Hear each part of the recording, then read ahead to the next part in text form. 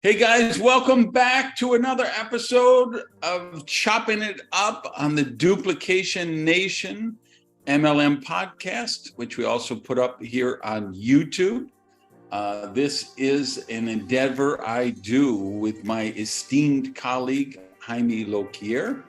We have this podcast out every week. We have a website called duplicationnation.com. where you definitely should go and sign up for the free MLM bootcamp, a 3-week survival training on how to be successful in the business. And if you're a leader, check out MLMconfidential.com, which is our paid newsletter for higher level leadership stuff. So this show, if you're here for the first time, is not an interview. I get a partner every week, and we just chop it up about anything to do with the profession of leverage sales, leadership, recruiting, personal development, success routines, the psychology of success, and wherever it takes us. It's long form content. They go anywhere from 2 to 29 hours long, and it's just back and forth. We don't talk in 30-second sound bites for TV. It's real conversations for real people about what happens in the real world of our business. So this week, my partner in crime is Marco Passanante. Hey, my friend, it is delicious to see you. Hello, my friend. It's an honor to be here. I'm looking forward to do some chop with you.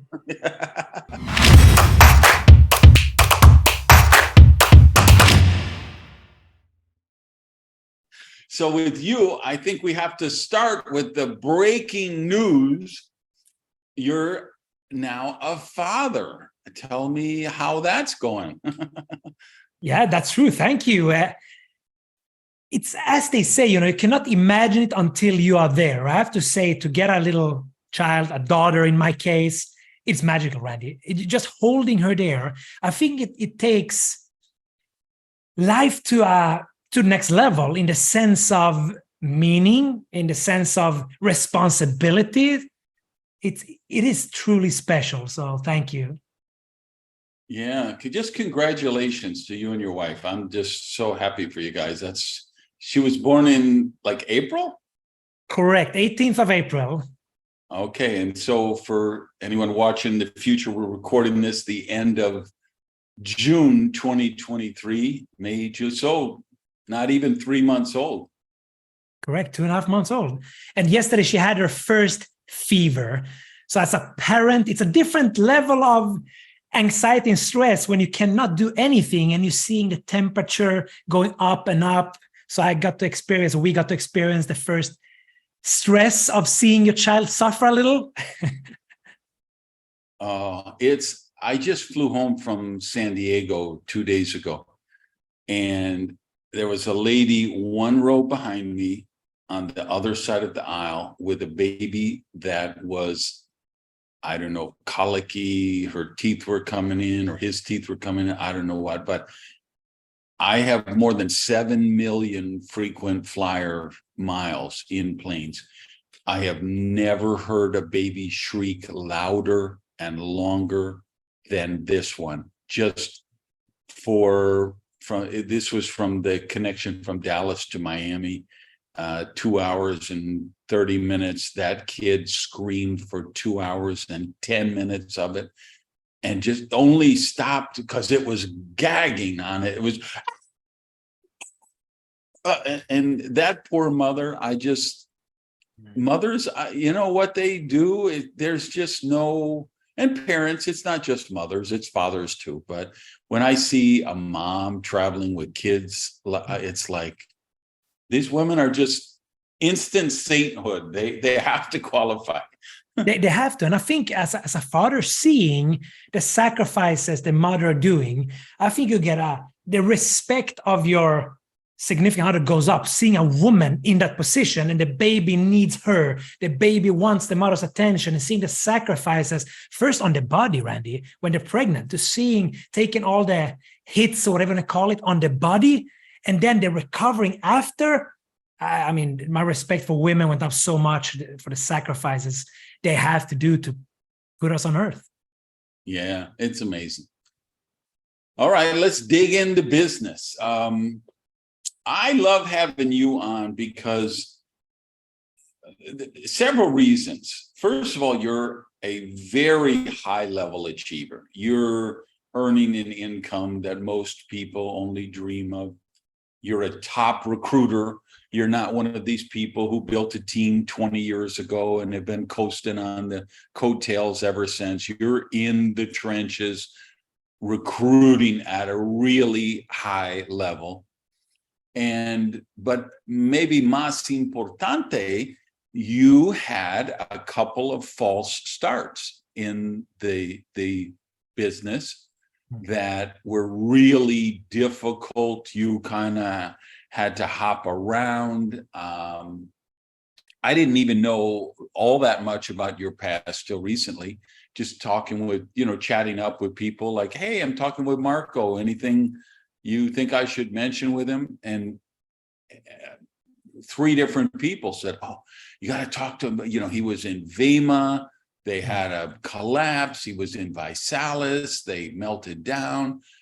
Will you kind of talk about that? What you went through, what you've learned? I don't know, wherever you want to go with that. Absolutely, absolutely. That's why we're here, to chopping it up, right? So let's dive into those things, because it's quite an interesting journey. And I started in the profession already with ACN 2003. I'm 40 now, right? So I was 20 years old. And actually my first sponsor, the first thing he gave me was actually your dream speech. I think you were in Australia or something. It was a CD back then. That speech, I never published it. Somebody did it on their phone. And there's literally, it's got 50 million views all over the internet on hundreds of different platforms. Luca Miloni, who I had on a couple of episodes ago, his team back in the day, they took that video and they dubbed it in Spanish. They just had, I think Cesar, who did it, and it's got millions of views in Spanish, although it's not really my voice. So that was your sponsor, gave you that in ACN. Yeah. So I started everything I could find back then with you. This is 2003, right? And they said, this is the legend in the profession. I listened to that. And actually, I saw it out a year on YouTube. So many of my leaders now, the last few years, I've been sending it to them because I think it's an amazing speech you did there. So, but that was my start. And then I was in there 2 years. My upline already there. They left to actually, I would say, a money game. With stocks and CRM solutions in a company, and you invested money, like these things we're seeing today. Many jokers are on there today, right? So I actually got scammed with this kind of stuff back in 2005 already. So I know when I signed up some friends, they invested everything from a couple of thousand up to $10,000. And I lost some friends when they lost the money because they kind of blamed me, right? And so I saw the dark side of the profession back then. And then, of course, they collapsed, and like those things always do. And then I was out in 2009, Randy. I was working 10 hours a day for a big newspaper in Sweden, and they were playing soccer for the Americans and football for Europeans every night. And I was so tired of that kind of life. I wanted more. And my best friend died in 2007 in December. So I was kind of for 1 year thinking, what do I want to do in my life? And 2009, January, I decided I'm going to go back into this profession because I had seen it. I believed in it, and I saw the potential of it, and started with Vema. So I did it part-time and went very bad the first couple of months. But at my 9th month, I actually passed the income of my job. And after I was there 5.5 years, Randy, and the end of that was when I studied the profession on a deeper level. 2011, I started going to the mastermind event, right? And met you. That's where I met you the first time live, and listened to you and the guys there, and realizing that how I'm building today, I realized there was some kind of, let's say, a side of it that had lost the kind of genuine thing. I had joined Vima 2009, was focused on the products because it was a great product, to after I started analyzing and learning more around 2013, I started seeing, and that's where I hit my peak, hit the elite club in that company. And I started losing belief, Randy, because I saw how it was operating, because it came in this young people revolution, which was so focused on only recruiting, hyping, recruiting. And I left that company May 2014. And I said actually to my sponsor line and some of my team that I don't believe this company will last. Of course, they're not a Ponzi scheme, pyramid scheme, but how they're operating, they're in the gray zone because it's more focused on recruiting, selling starter kits. And I left and people told me I was crazy, Randy. And 1 year later, we know what happened with that company.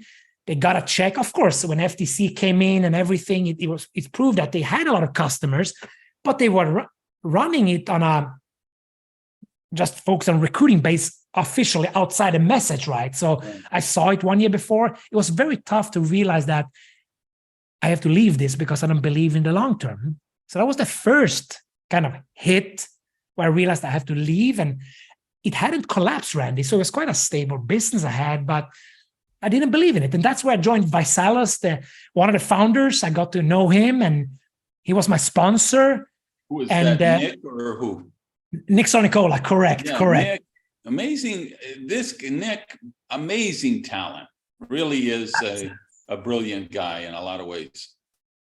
I have to say I learned a lot from him. He's one of the best guys I ever worked with. I have a lot to thank him for because, yes, he had his negative sides, which I think people know, but from as you said, talented and driving, creating leadership and strategies, and from the personal growth standpoint, as a speaker, he was so talented. I learned so much from him, Randy. So I'm forever thankful because I have to say he elevated my game. He did 100%. Leaving my first company, and I had to leave Scandinavia where I had 80% of my business because they weren't open there. I moved to Germany, didn't even know German, and launched that basically with 3-4 people who was very small players, almost had no teams, and launched with that. And I have to say, I created 4,000 or 5,000 active distributors in like my 4th month.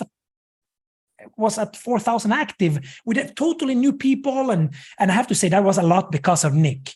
But then that company, when I joined them, they were already on their way down. And I joined, let's say, how do you say this in a diplomatic way? There was stuff I joined based on that I saw half a year in that this is not where I can build my future.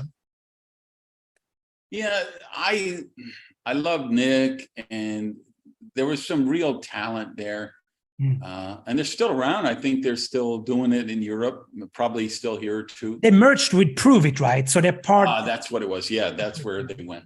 But they did the buy-in leaders thing, where they went and they actually bought one of my top leaders that I had down under. A guy was making $50K a month, and they bought him to come and work, and they did that with so many people. And you see with Manavi, you see with them, it's just, and really a perfect example of what happens just took place in Russia and Ukraine this week when Yevgeny Prigozhin marched on Moscow, right? Yep. And then, interesting twist on that. So now he's hid out in Belarus, although I would not be surprised if by the time this video is published, he has mysteriously fallen off a balcony or died of poisoning, right? Question about time, huh? Yeah, when you hire mercenaries, they're mercenaries. Yep. And it's the old, whatever that trope or cliche is about the scorpion got across the water with the alligator, or the alligator crossed the monkey. The frog right on the back or something, and then he stings in. That's what scorpions does. Yeah, right. And this is what mercenaries do. So it's too bad they went that route, because I always look kind of the thing about these chopping it up is there's so many $1 million nuggets per minute that if you just extrapolate how, so one of those would be ViSalus, I think, how well they were at storytelling. Shake tastes like cake, right? That's storytelling. That's how I always look at, like, why did I join Agile? I looked at that and they had the gel packets and I said, here's a fresh story. The business is so incestuous, right? Everybody, like, so at that time, everybody was a magic berry juice. They all had some magic berry, whether it was Fiji, Tahiti, Asaya, however you say Alaska. it. They're from Brazil, Alaska, everywhere, right? And they all, certain mountain, certain village. And so it was just everybody doing. And then it went, you know, everybody was CBD oil and right now, everybody's keto. And you always look for the fresh story. Like, what's the product narrative that people are going to talk about the next day in social media? Where they're going to be DMing their friends on Instagram. But hey, I was just at this presentation and they were talking about this. And that's what ViSalus did really well. Was also with a challenge message, right? They started, instead of selling products, they challenge message of challenging people, right? And you see how many people are still knocking that off, right? And doing it with success, right? And they did it really. The other brilliant thing they did was they were linked with one of those auction sites. So you would say, hey, I'm doing the ViSalus 30-day challenge. You know, I'm going to lose 20 pounds in 30 days or whatever. And I want to buy these, whatever the products were, the shakes. And it's $50 a box. But if we get 5 of us, it's $45 a box. If we get 10 of us, it's $40 a box. And it drove that virality of that sharing, right? Yeah, no, definitely. They did that amazingly. And I think also, as you said, mercenaries, what I think they also did, what kind of like that is waiting room. So you kind of competed out legs and stuff. You know, you could do that on a monthly basis. You sponsor a lot of people and then you had a competition where to place them. And I think many in that company, they got a little too much placed in more than one leg. And we know what happens if you didn't build a foundation. Yeah, you can have a growth for a couple of years, but once it's starting to go downwards, if you didn't build it the first time, you can never turn it around. So I saw many people like this as well, Randy, that once it started to go down and backwards, there were too many incompetent leaders who couldn't turn it around because they hadn't built it themselves the first run, right? So this has always been, I have always hated the binary comp plan like poison, because it was originally created just by con artists to fleece people. They set up the company, you know, every binary has to have a base. That's going to be the company. So the company is going to sponsor one left and one right. But usually what they call ABC company base is really the CEO or the president or the wife of the president or the mother-in-law of the CEO, whatever, who's got a perfect spot. They never need to do anything. They'll be auto qualified for the rest of their life. And then the left side and the right side is the wife and the son, and the next 4 levels are the dog, cat, parakeet, and iguana. And then the next 8 or 16 might be where the real people start to come in. So people would start these scammers would start these binary things. They would make 40, 60, $80 million in a 2-year, have a great bottle rocket 2-year run. Then it would collapse and they wouldn't care because they would have gone to some island with, you know, a country with no extradition treaty, and they could live out their years with their $80 million. And so then in the 90s, everybody went to binaries because they were trying to compete with that. Then everybody went to weekly pay because they were trying to compete with that. Then people were going to daily pay because they were trying to compete with that. Then people were going to instant pay. Every time you sold the kit, boom, the money was Venmo'd or PayPal'd or whatever to you. And it just created a really toxic mentality. Today, most companies the newer ones are usually hybrid plans, where binary is one element in there. And that's much better, I think. Like your company, you've got an element of the binary in there. Especially for the company longevity, right? You don't have the parasites, so just maximize sucking out the juice from the top, and which the company's leaking, the people getting late. I mean, there's so little left. A piece of the cake is too small for them, right? Yeah, and that's where when the ones that were just pure binaries and that waiting room that you mentioned with Visalis, that's where everybody started to game the system of, hey, if you do you'll get placed here. And then you see people like, okay, the first person you recruit has to go to your sponsor. They were doing the old, what we used to call the Aussie 1-up plan. And then you build the other line. And all of those machinations create entitlement mentality, welfare mentality. And if people only knew, like if you're in my position, I get 3 DMs or emails a month like, hey, Randy, I have a position in my company. The person wants to sell it. They have $89 trillion in the left leg and, nothing on the right leg. And they want to sell it, and they'll sell it for only $100,000. And I have to write them back and say, dude, there is 40 million positions just like that anybody could buy for $100, because that's what, the say what you will about the old school plans, the stair-step breakaways, Amway, Shackley, New Skin. They built those so you couldn't get rich just because you sponsored Dexter Yeager.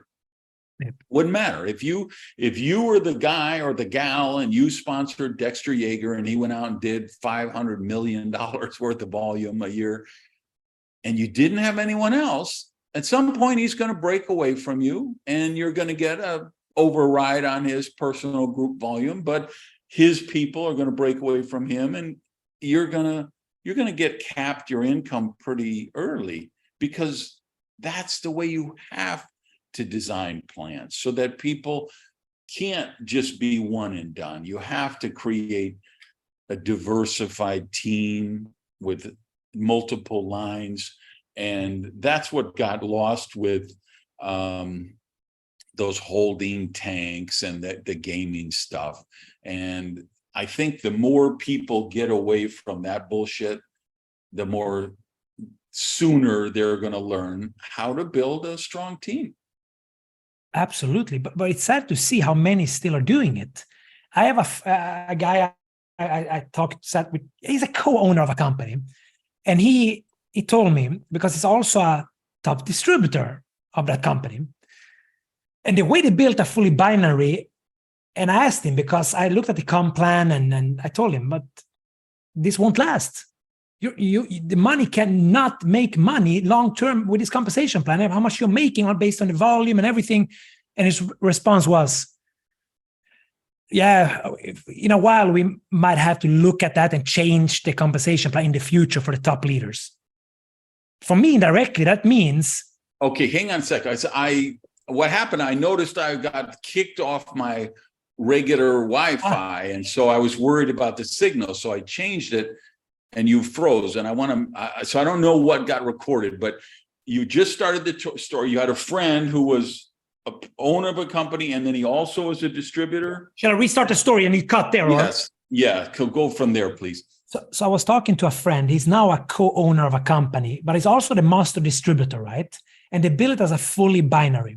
So just without diving deep, you can see that this company will leak money based on the percentage of the company that he's making. And I said, but now you're an owner, you have to think a little different than as just a distributor. Don't you think this is a little wrong? Because you will run out of money. First of all, the company will collapse. How are you looking now? Because you need to look from an owner's perspective. And he's like, yeah, I think you're right. In the future, we'll look at it and we will probably have to change the compensation plan for the top leaders. Which for me, in other words, in my ear, sounds like, I'm going to squeeze out as much as I can, as long as I can, and then we'll see when I need to do the changes, because they have a very rich investor that is throwing in money, right? So probably for me, that was like, I'm going to write it as long as I can. And now the main recruiting, what they're doing is showing checks.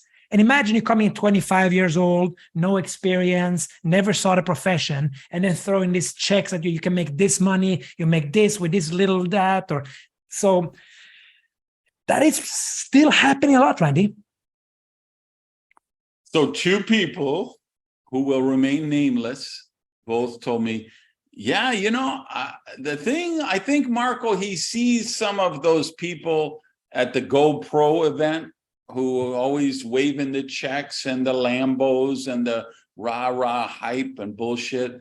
He kind of got seduced by the dark side of the force a little.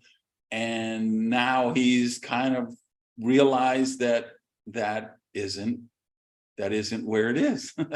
There's so much bullshit in our space with that, particularly if you got to, by the way, every single company owner, every single top leader should reflect very seriously on this question, which is, are you willing to get one check? Meaning you can get a check of profits as an owner, or you can get a check as a distributor. But if you make yourself the master distributor, is there not going to be a conflict of interest where you might make company decisions that are not in the highest good of the team because it makes your bonus check bigger? Like if you look at Orjan and Hilda in your company, they really did it the right way. They are, they founded a company, they invested in it, and they said, hey, we're going to hire someone else to run the company. They brought in Dog, he's the CEO, and they say, we're going to build private distributorship and get paid our bonus check.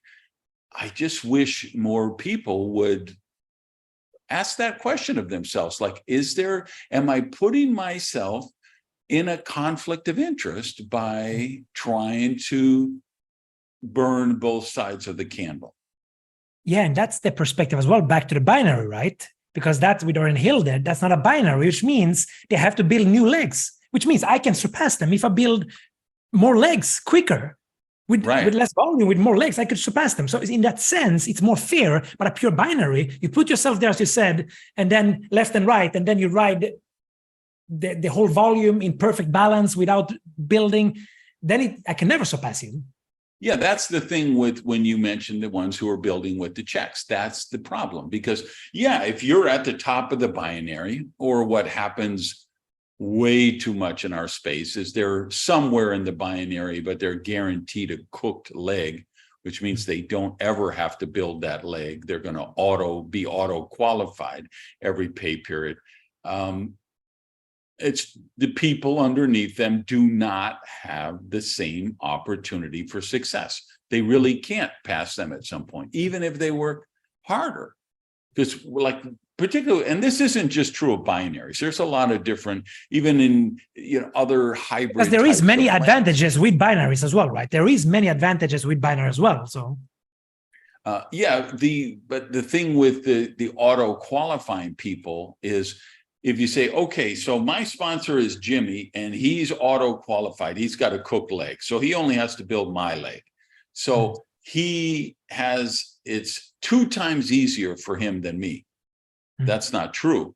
It's like 100 times easier for him than you. It's not 2 times, because every time that binary splits down another level, it puts another quantum degree of difficulty to match that person at the top who never has to build. Because particularly, like if the downfall of Agile really came about because they brought in a couple from Thailand and auto qualified them and allowed them to auto qualify 4 or 5 levels down. And so they were, they were king of the roost because they had all these diamonds breaking, but they all were working one line with cooked legs. And so it was all smoke and mirrors. And that kind of thing creates a cancer in a company. And because people look at that and say, I can't understand. I'm working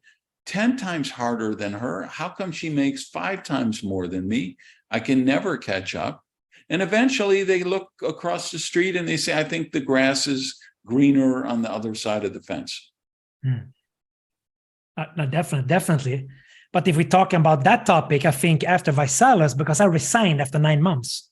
And from there, I looked at many companies, and the company I'm with today, right? Since, I said that is, if I want something to build for the next decades, it's the best home. But I was living in Spain. I had business all over the world. So I met Orjan and Hilda, talked to them, but I decided to not go there because they were not outside of Scandinavia. So I went to another one that actually, I have to say, chopped up themselves big time. And that was Jeunesse. So I went to Jeunesse. We talk about, special deals for leaders, this and that. And so I got seduced by that one. I keep an email just to show friends where from that company, that's to me like, hey, we want to send a private jet out to pick you up. We're going to fly you into headquarters. I will be your sponsor. It wasn't from the company. It was from one of their top scam artists. And he was saying, I will guarantee your income of, $100K a month for this period of time. And, it's just, if people knew the craze, that's why I started this chopping it up thing. People have to know the real truth. So, because once you know that stuff, you can inoculate yourself against it, right? So if you realize, okay, like when I joined Agile, I knew that Eric had a cooked leg because he told me. Yeah. I knew Randy Schrader had a cooked leg because he told me. They just said this was, we worked hard, we gained a reputation, so we insisted as this to join, we wanted this, and we will give you the same thing. And I said, no, I appreciate the offer, but I can't take it because then I'm never going to be able to look anyone in the eye and say that you have the same chance to as I do, and you could out-earn me one day. And every big leadership event, I tell my team, come on, which one of you son of a bitches is going to start earning more than me?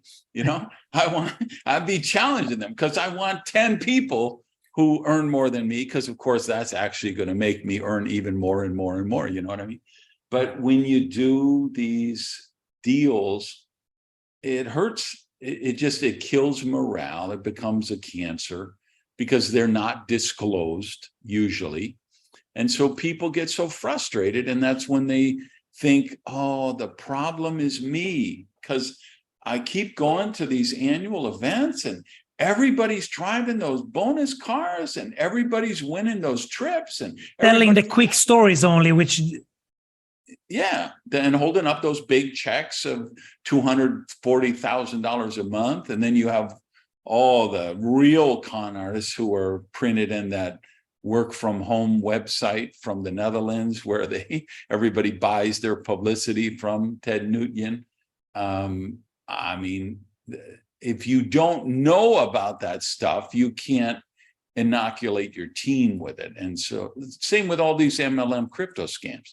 That's really the reason Jaime and I started DuplicationNation.com. So we could take back the profession from all these Ponzi schemes and many cases. I mean, like if you look at the Omega Pro deal, those are just criminals. I mean, we're talking narco traffickers and, just mafiosos that, it's incredible the level of criminality. Yeah, and when you say that, Rand, I think many can think you're joking, but it was true in South America, right? There were real mafios, real drug trafficking and stuff, right? This is for real.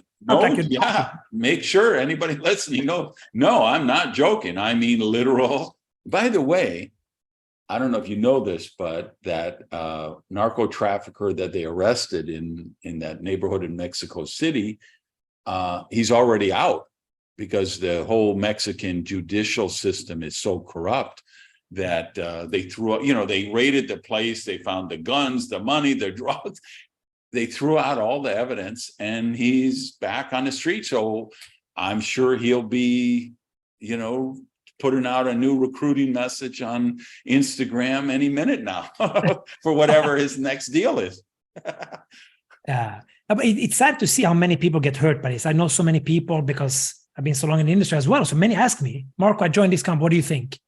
I said, you want my honest opinion? Yeah. And then I tell them what I think. And they all get shut down. Eventually. And some of them, not until, of course, they were big enough so they come in and really do the due diligence on them. But I can't see how many of them will survive those due diligence once they get them right. And it's sad to see. It is. So many can think here, they listen to this and think, oh, why so negative about the profession? No, this is facts. And I think it's nice what you're doing. Of course, many will dislike it, especially people in those deals. They will all be so talking negative about you for but in many cases, it's just the truth. And people, they don't know it. You're brand new, you're naive. When you don't have experience and perspective, you're naive. And you get into this profession and you think why is he so negative? Why is Randy talking about this? Yeah, but they need to know. But what's good now as well, if you go to some of the page there, you can read about some of the biggest coaches and this and that, how they have a lot of money in Omega Pro. They had because they lost it, of course. And then in other stuff, right? So it's good. It's coming out. So it's good what you're doing. It's very positive for the profession to take it back, as you said. Yeah. So Jaime and I have this newsletter for leaders, MLM Confidential. And we have a section each month called The Dish, like what's happening in the space, where we're naming names. And so the issue that's coming out, probably it's out just at the time this is getting posted, this show, is about there's a YouTuber named CoffeeZilla, who's just brilliant. So he goes after scam artists, and he kind of makes it like a old 50s Hollywood movie where you had the gumshoe detectives. I saw it, yeah. And so he dresses like the detective and, breaks the case, and he's really brilliant. And he's exposed a lot of scams, a lot of Ponzi schemes, some MLM, but just any scam around, he goes after it. So he just did a 3-episode series on, I think it's called Traders Domain, which was this Canadian Ponzi scheme. They took in about $500 million and now it's collapsed, of course. But a lot. So he did a series on that of how people were creating money from that illegally, of course, because they weren't registered. Like it operated here in the US, and there were a lot of people here in the US promoting it. It was, they claimed to be like a Forex, foreign exchange thing, but they weren't licensed. So anyone who promoted it is really at risk of going to prison for a felony because it was unregistered, unsecured trade stuff. And they were using that to get people in to get money. And then they were putting that money into Omega Pro.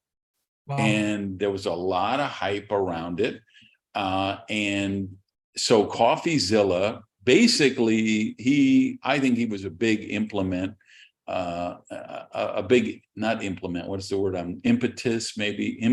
of getting that thing to collapse.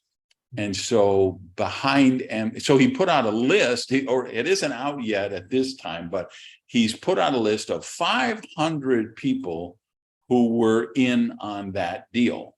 And then a lot of it went to Omega Pro. So behindmlm.com, which is the site known by this mysterious figure known as Oz, he went through the list and started compiling names of big name MLM people like Mike Sims, who's, of course, Eric Worre is on the list, some other people who were on this list put out by CoffeeZilla of people who directed money into Omega Pro allegedly. So like we print that in this dish session every every month we name names of people like this. So that's literally the episode we got. The issue we have that's just coming out is people. So anyone watching this, man, listening, MLMconfidential.com, go get yourself a subscription if you're a serious leader in the space, because we name names like that every month. So people, again, it's you have to know about this shit or you can't protect your team from it. Because your team says, I don't understand. You sponsored me 9 months ago. You told me I'm going to be able to live my dreams with this. You said I have to work 10 or 15 hours a week. I've been doing this for 15 hours a week. You told me you don't take any money out of it, reinvest the money back in the business. So I'm doing this for 9 months now, 10 months now. My check's up to 850 euros a month or $1,212 a month, and I'm putting it back in. And my friend joined this other deal 3 months ago, and he's making $5,000 a month.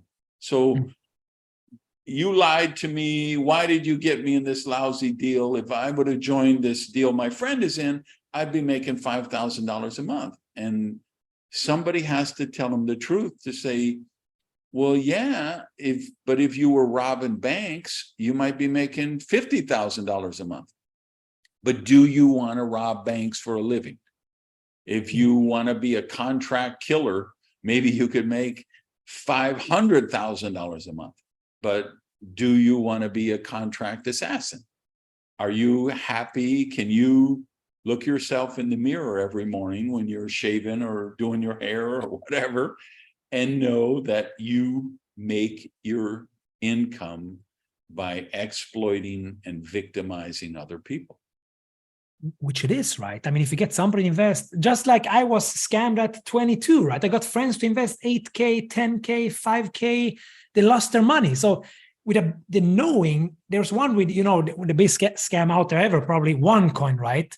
I sat down with one of the top leaders and I asked him, honestly, do you really believe that your people will get the money back? And he was very actively recruiting. And he's like, I tell them there's a big risk, but I say, yeah, but honestly, do you think they will get the money back? It's a 50-50. He says that, and with no conscience, go out and have people invest 100,000, 50,000. Like, I just realized, like, wow, I'm so different than these cowboys for sure. Yeah, something Art Jonak mentioned that I found intriguing. He said, hey, talk to Marco. He used to have this philosophy when he was going through this networking hopping. He said something to this effect. He said, if you get too close to people, you lose your moral authority, was what he believed. But now he thinks the opposite is true. What did he mean by that? Yeah, I mean, what I saw, Randy, starting off in the profession and seeing, how it is when you're brand new, you see all of these people, you hear them making this kind of money, this and that, and you idolize them, just like when I played football, right? The biggest stars, they became the idols. People, yes, they were very, of course, inspirational, but aspirational. You wanted to be like them. And then when I worked myself, took hard work, of course, but up to be top leaders in those companies. And when I got behind the scenes with owners of companies, with top leaders, and sitting in their homes and realizing that some of them actually said the opposite at the dinner table than they said on stage a couple of days before. And for me, it's, many talk about honesty, integrity. I live my life that way. I would never mislead people. I believe the world needs more leaders and fewer of the misleaders who just tell people what they want to hear. So it was based on, when I got closer to them, I realized that, wow, they are willing to, like politicians, right? Say what they believe the people want to hear, so they will vote for them, or they will sell them their product. Or so it was disappointment after disappointment for a few years there. And then got in a better environment where I realized that, wow, there is honest people. There is honest people. These people are not going to just mislead me. People who share the truth, even when it made them look a little bad, but they were sharing the truth and saying stuff they meant. And so I believe with years now, being in the right environment for years, I feel that, wow, there is people who generally want people well, because that's the environment, Randy, I want to be in, because I believe we have the best profession in the world. Building as you call leverage sales, whatever people are calling network marketing, direct selling, I call it building a franchise out of e-commerce business, because we have e-commerce and we'll be a franchise part with can have a percentage of other store sales, just like a franchise. I believe it's the best profession for the average person to get in, but also from, also already successful people to come in and scale a business. I believe it's an amazing profession. But just like every effective business model out there, it will be misused.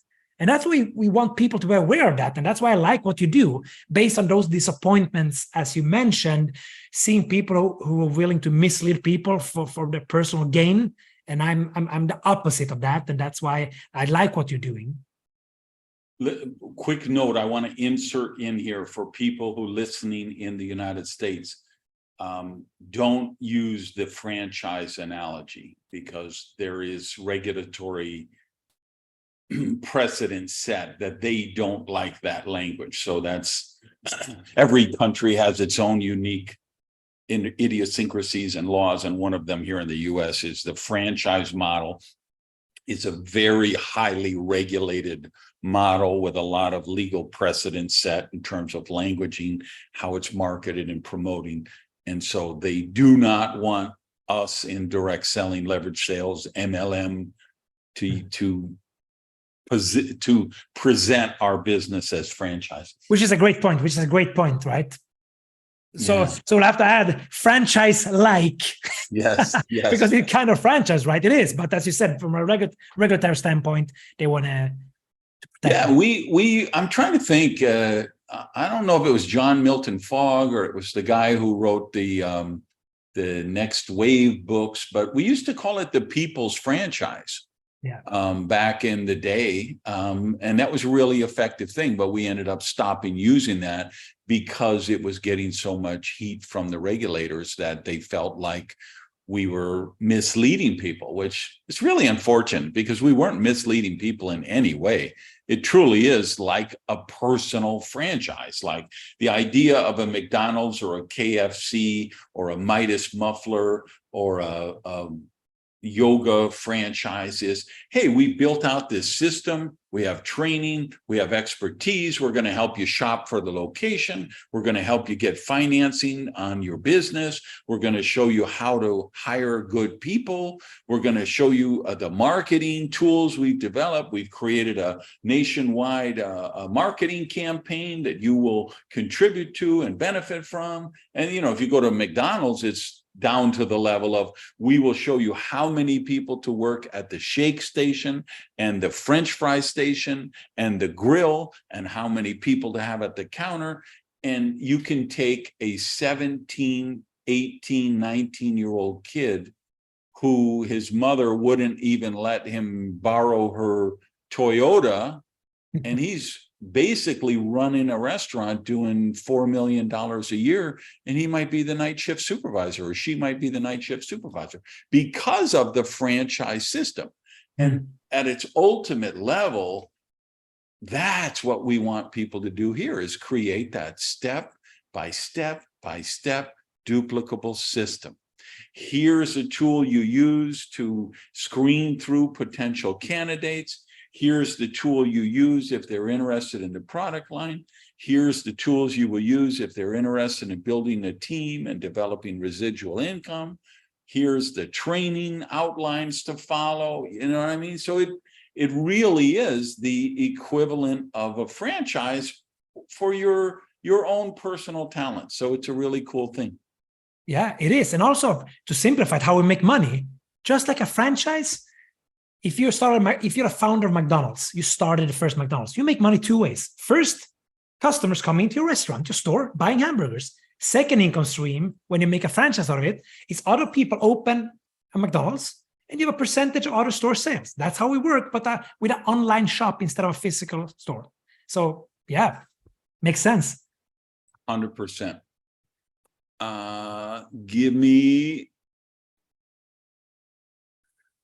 All right, we're back. We took a quick water break. Doing these shows, you pack water, trail mix, energy bars. We never know how many hours they're going to go. So what's next on your list? What things did you want to kick it around about? I mean, since, we're diving in a little here about the industry stuff people need to be aware of. And then, of course, I mean, having you here as well, we have to talk about building, I would say, self-worth. Going into that topic, it's something I think is so interesting, because when we can learn to control the dark side ourselves, right, then we can win in life. Or as I often say, when you can learn to put and because emotional stuff will happen in life, we react on stuff. And I would say one of the keys to live a good life is when we can learn to put a rational response to an emotional reaction.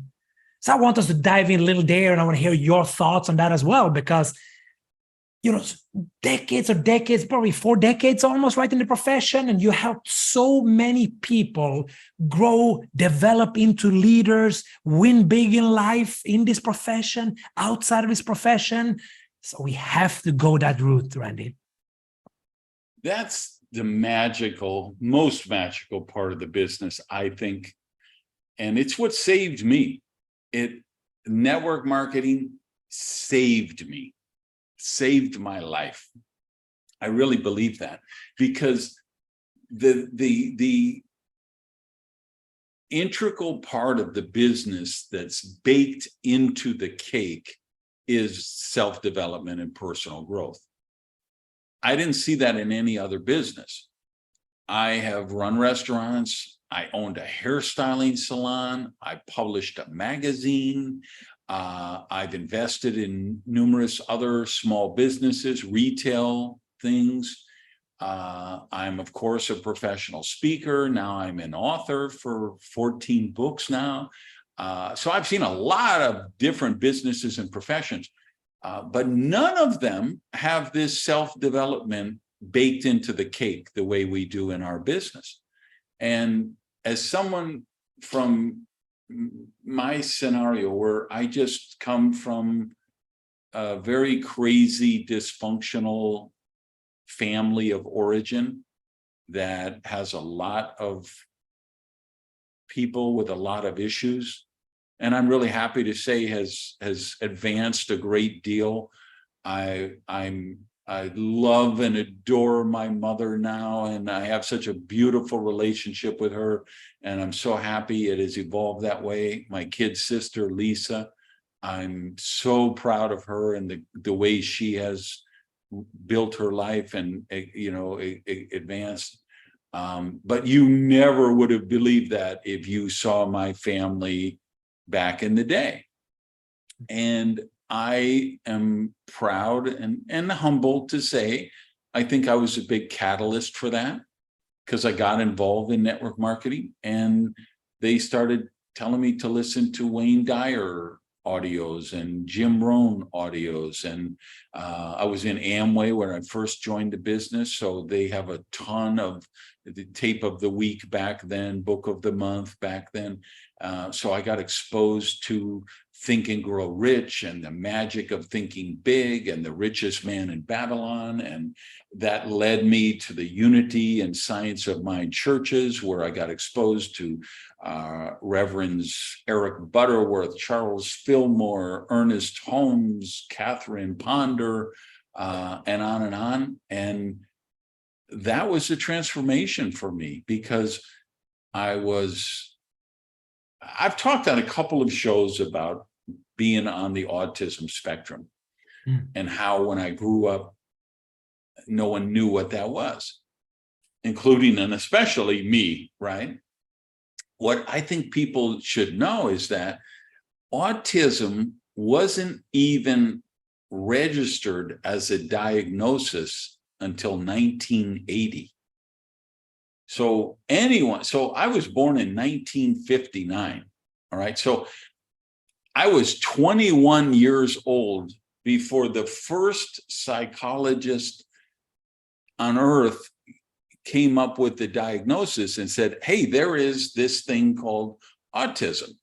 And there's a spectrum, a very broad, very, very broad spectrum, right? We have people who can't communicate, can't take care of themselves, and we have people who are genius Mensa IQs who can do extraordinary things, but we have really maybe not so good people skills or community, you know what I mean? And everything in between. So for me, I had such low self-esteem. I never fit in. I never fit in with my family. And being on the spectrum is one thing, but I was also gay. And growing up at a time when that just, nobody talked about that. Of course it existed. Homosexuality, bisexuality, all of these things have been around since the first humans, even though people would like to deny that. It's true. It's true in the animal kingdom, in all kind of species, right? But nobody talked about that in the 60s and the 70s, right? It was only with Woodstock and I remember reading a Rolling Stone interview with David Bowie, and they like asked him some like leading question about his masculinity, and he said, oh, I'm bisexual. I like men and I like women. And I was like, wow, that's amazing. That's what I think, because I like girls too, and I like boys too. And, you know, it was, and so that was liberating for me. But that was a big, you know, here we are in 2023. There's still people that would deny my right to exist. There's still people who would literally throw me off of a rooftop because which is insane. That it is insane, but it's the world, right? So even like when you grow up in a minority neighborhood, and I'm going to get, people are going to eviscerate me for this and cancel me, I'm sure, but I'm going to speak my truth as I know it. Because I believe if you grow up in Koreatown in LA, you're going to face discrimination. There's going to be, if you grow up in, you know, if you were a Mariel refugee in Miami after the boat lift, you faced discrimination, people who distrusted you, hated you, whatever. Any minority that can happen in any country. The difference when you're gay is, like when you're the Korean or the Chinese child in Chinatown, you still have your family. You got your mother, your father, your grandmother, your grandmother, your grandfather, and they're like you, and they say it's okay to be like you. Whereas when you're gay, even your mother and your father and your brothers and sisters can say, you're a mistake. You're an aberration. If you live in Malaysia, Iran, Iraq, Saudi Arabia, you're gay, if your father finds out, he might feel it's his duty to murder you, to protect the family honor. So when you're a kid growing up and of course I wasn't raised in a country like that, like Indonesia, let's say, but still I was raised in an environment where even people who knew me and loved me would say, did they find out, you know, how did this happen with you? Is this a defective gene? You know, and these are my friends. This wasn't somebody trying to hurt. This is somebody who loved me a lot and innocently asked the question, is there some defective gene that made me the way I am, right? So growing up like that and a pathologically shy kid with buck teeth who didn't fit in anywhere, my self-esteem was so in the crater, down 50 levels below the surface. And getting in this profession and getting exposed to that self-development and personal growth saved my life, right? There was, because I did ideate suicide for a lot of years. And there were some really dark moments in my life, some real depressive. At what age, Randy, did it start? At what age did it start that you started thinking, taking your life? Was that very early, or when was that? That was probably when I was like 19 or 20. When I was 13, 14, 15, 16, I just was like, I thought it was because I needed to rebel. So I was doing drugs, I was doing alcohol, I was in jail for armed robbery and burglary at just before I turned 16 is when I got arrested. And so I got out on probation when I was 16. And so I went back, you know, they released me to my mom, and I said, I can't live here anymore. She says, if you want to live in this house, you have to follow these rules. And I'm like, no, I'm not going to follow those rules. I just want to get my own place. So being a smart, clever woman she is, she says, okay, great. Go rent an apartment and pay your own groceries and everything. And let's see how you do.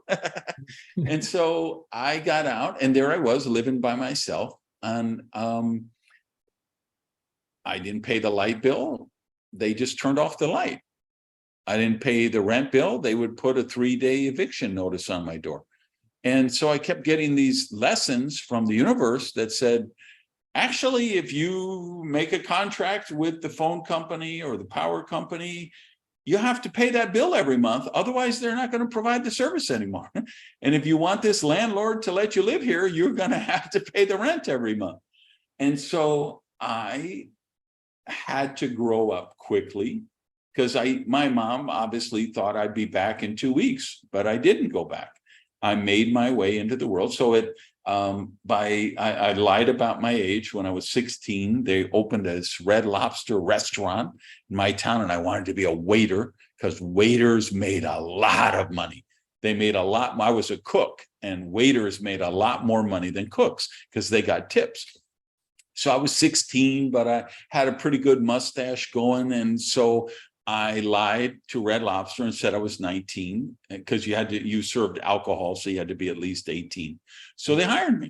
And from there, I was at 17 years old, I got promoted to a manager at Howard Johnson's, where I was running $1 million a year business at 17 years old.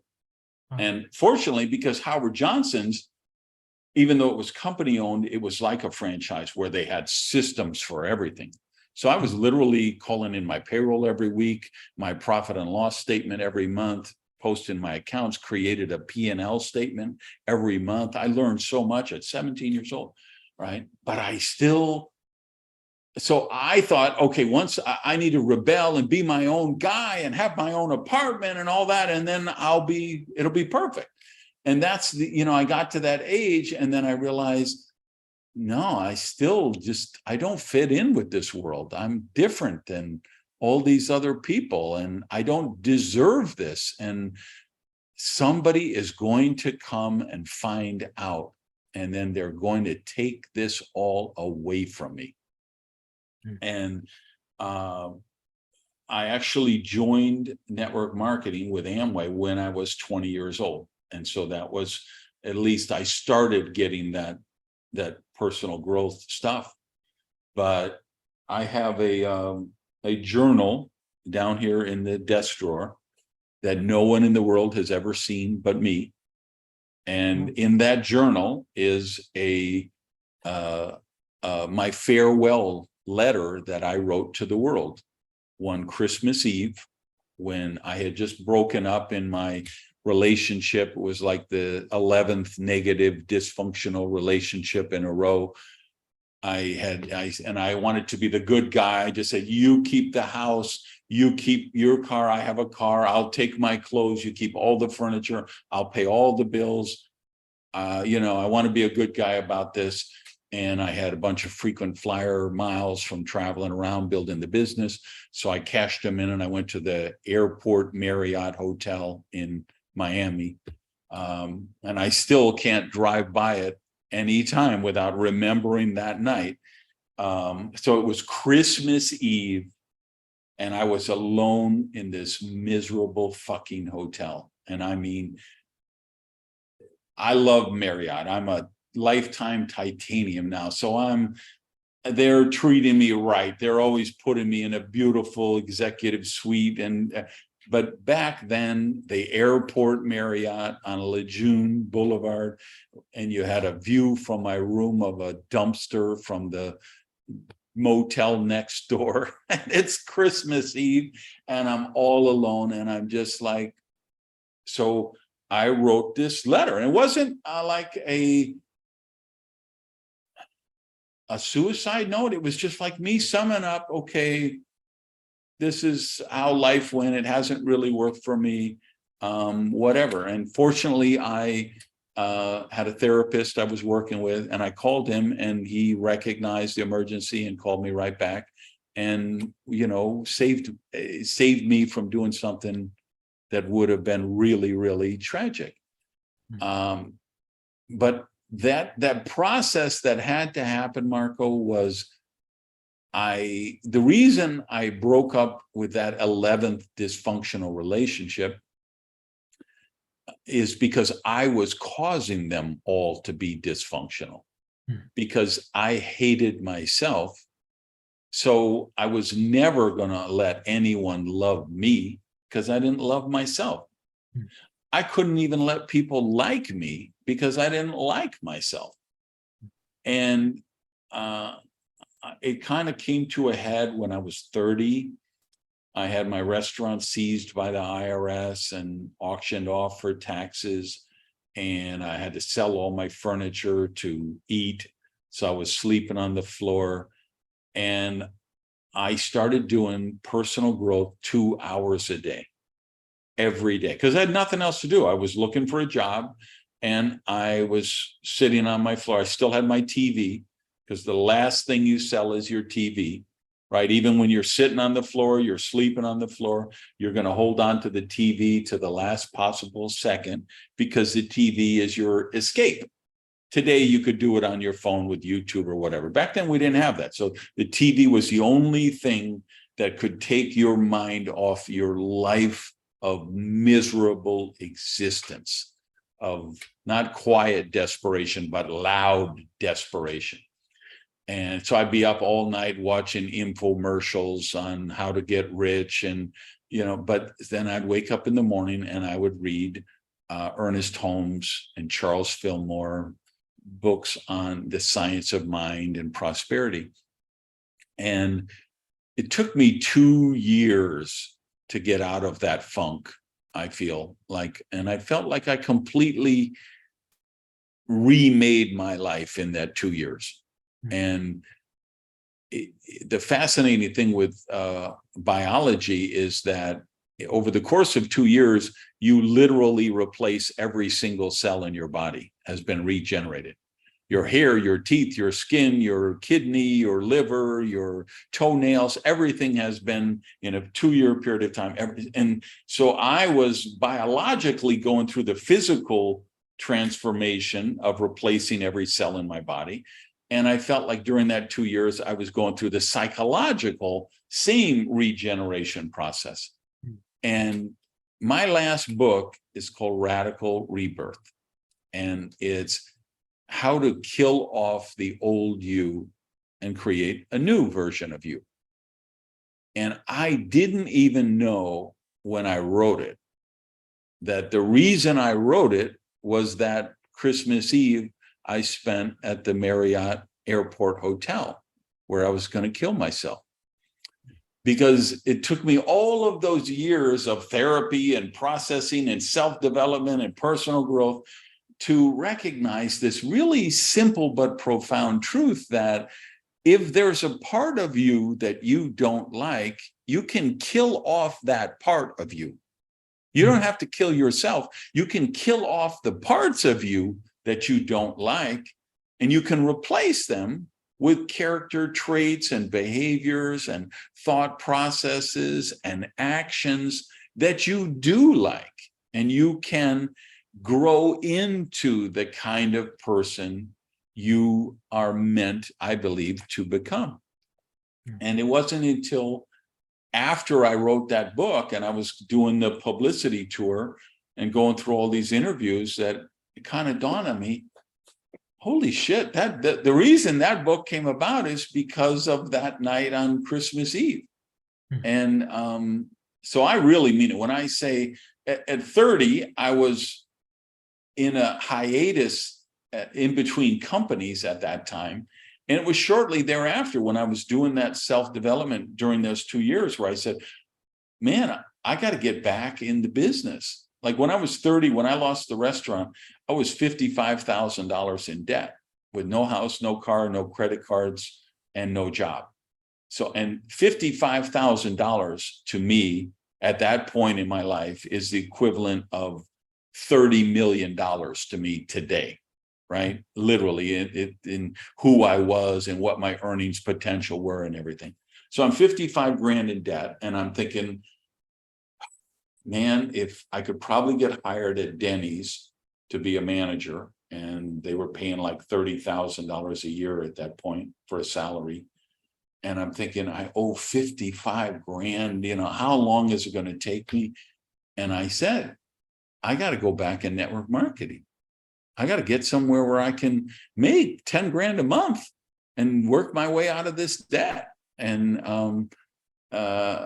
much as you did, as you had your moment where you said, hey, I got to go back in the business. That was one of those moments for me, but it's all because of this journey of self-development and personal growth that is so integral to what we do. It is. And I mean, powerful story as well, and how you live that. And for me, it was similar. I mean, I think what you touched on there, because I grew up, in Sweden. Me and one more was only dark kids in the Swedish, because I have Italian heritage. So I remember they called me, oh, you're not Swedish. And I was so sad at 12, 13. They told me, they called me bad things for being not Swedish. And I was very sad about that. But I think what you touched on there, being gay, that your own family cannot even understand you, that's even deeper from that level, total different level. But I grew up a very insecure boy, Randy. I played football. I was a talent. So I was very confident if you put me on the soccer pitch. But you took me out of that, very insecure young boy. I grew up mostly with my mother, probably 85% with my mother, single mother, bartender. So she was gone a lot. And even in schools, I didn't finish with the full grades, because when you had to present in front of class, I would never show up. And so already at 20 years old, when I saw this professional, went to my first event, still that very insecure young man. One guy spoke on stage about goals and visions, and it fascinated me so much. So that after dinner, the after party, I talked to this man, and he said, oh, I'm impressed that you think like this at 20, that you're hungry. He said, wait here. He left. He came back a couple of minutes later, gave me a little note. He said, this is the name and number to the most successful leader in your area. He's waiting your call on Monday. This was a Saturday night. I called this guy on the Monday. Wow. And he invited me to his home. It was a 30, 40-minute ride from my home where I was living, and went to his home, walked in. First time in my life, I saw books of personal growth, and somebody talked about possibilities, that it was possible for me. And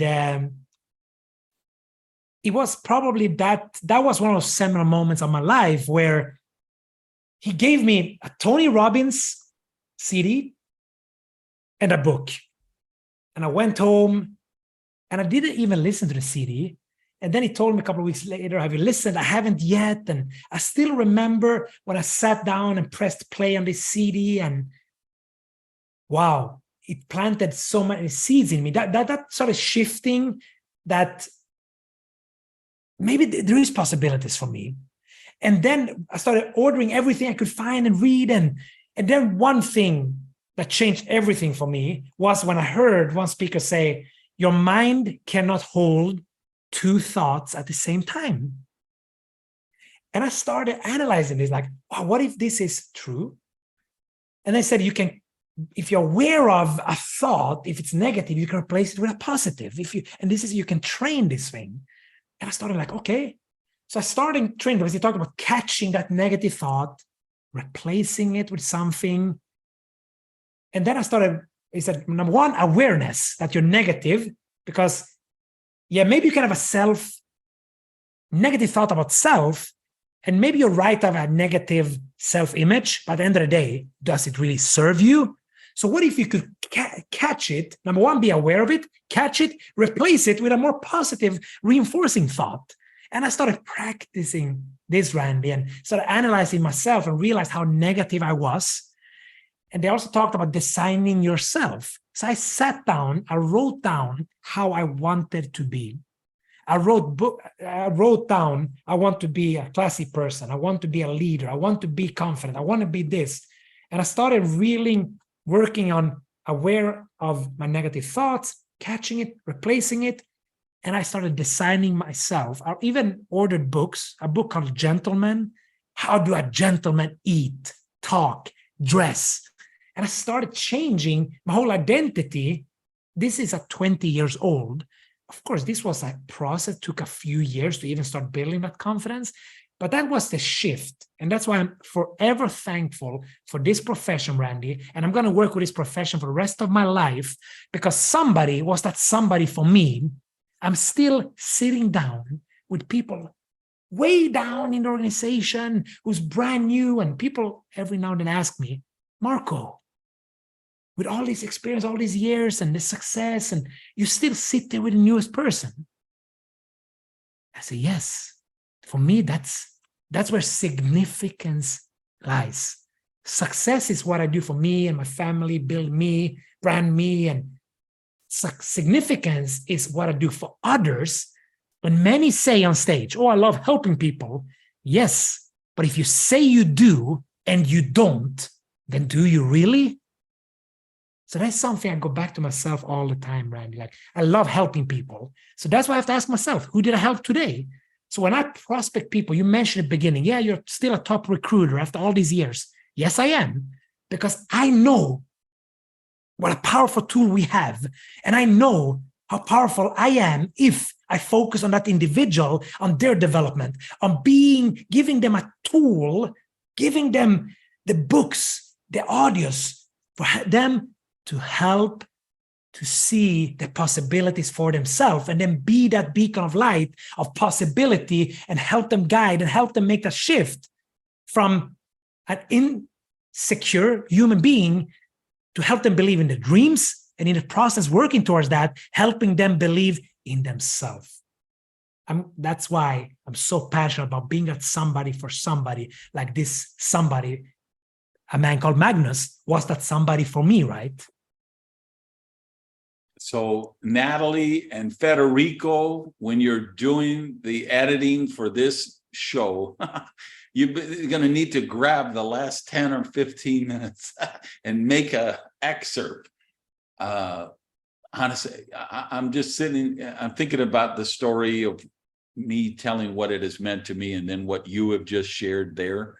And I'm like, this is probably the greatest recruiting video for network marketing that has ever been created since the Earth's crust cooled, or if at the very least, it is the most powerful advertisement for the benefits of daily self-development time and personal growth, which is it's the secret weapon of our profession. And people get so hung up on the big checks and the Lamborghinis that I think they forget about that a lot, right?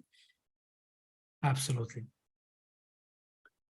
So tell me about your team retreats. I know you put together, you go to some really exotic locales, you do some really high-end retreats.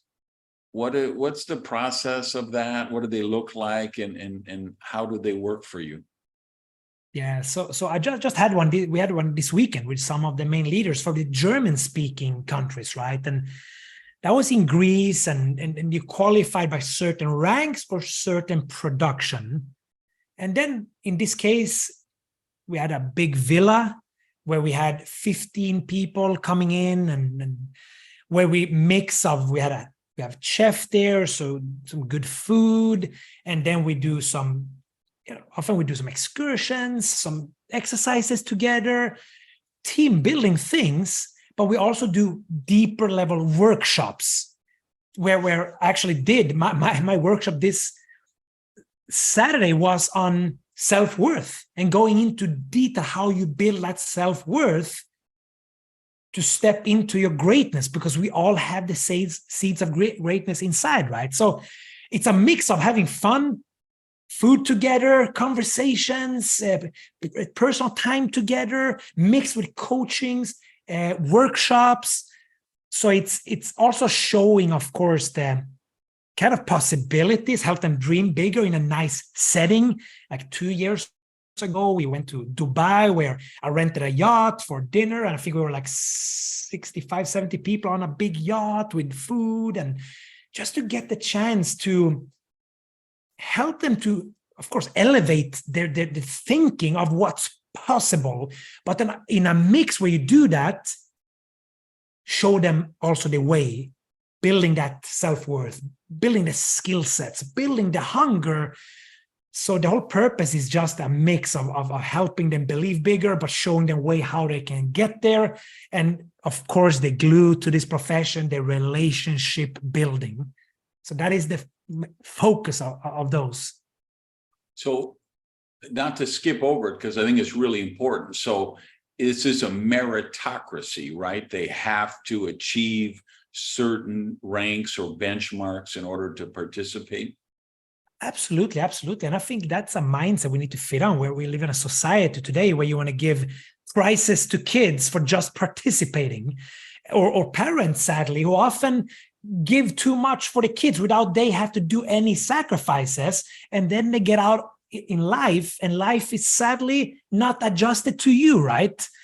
But so it's kind of to help people. I believe in that, Randy. You have to earn it. And to be successful in life, a quote I always tell people is, great, now you've been working consistent on your dream for the last 8 months.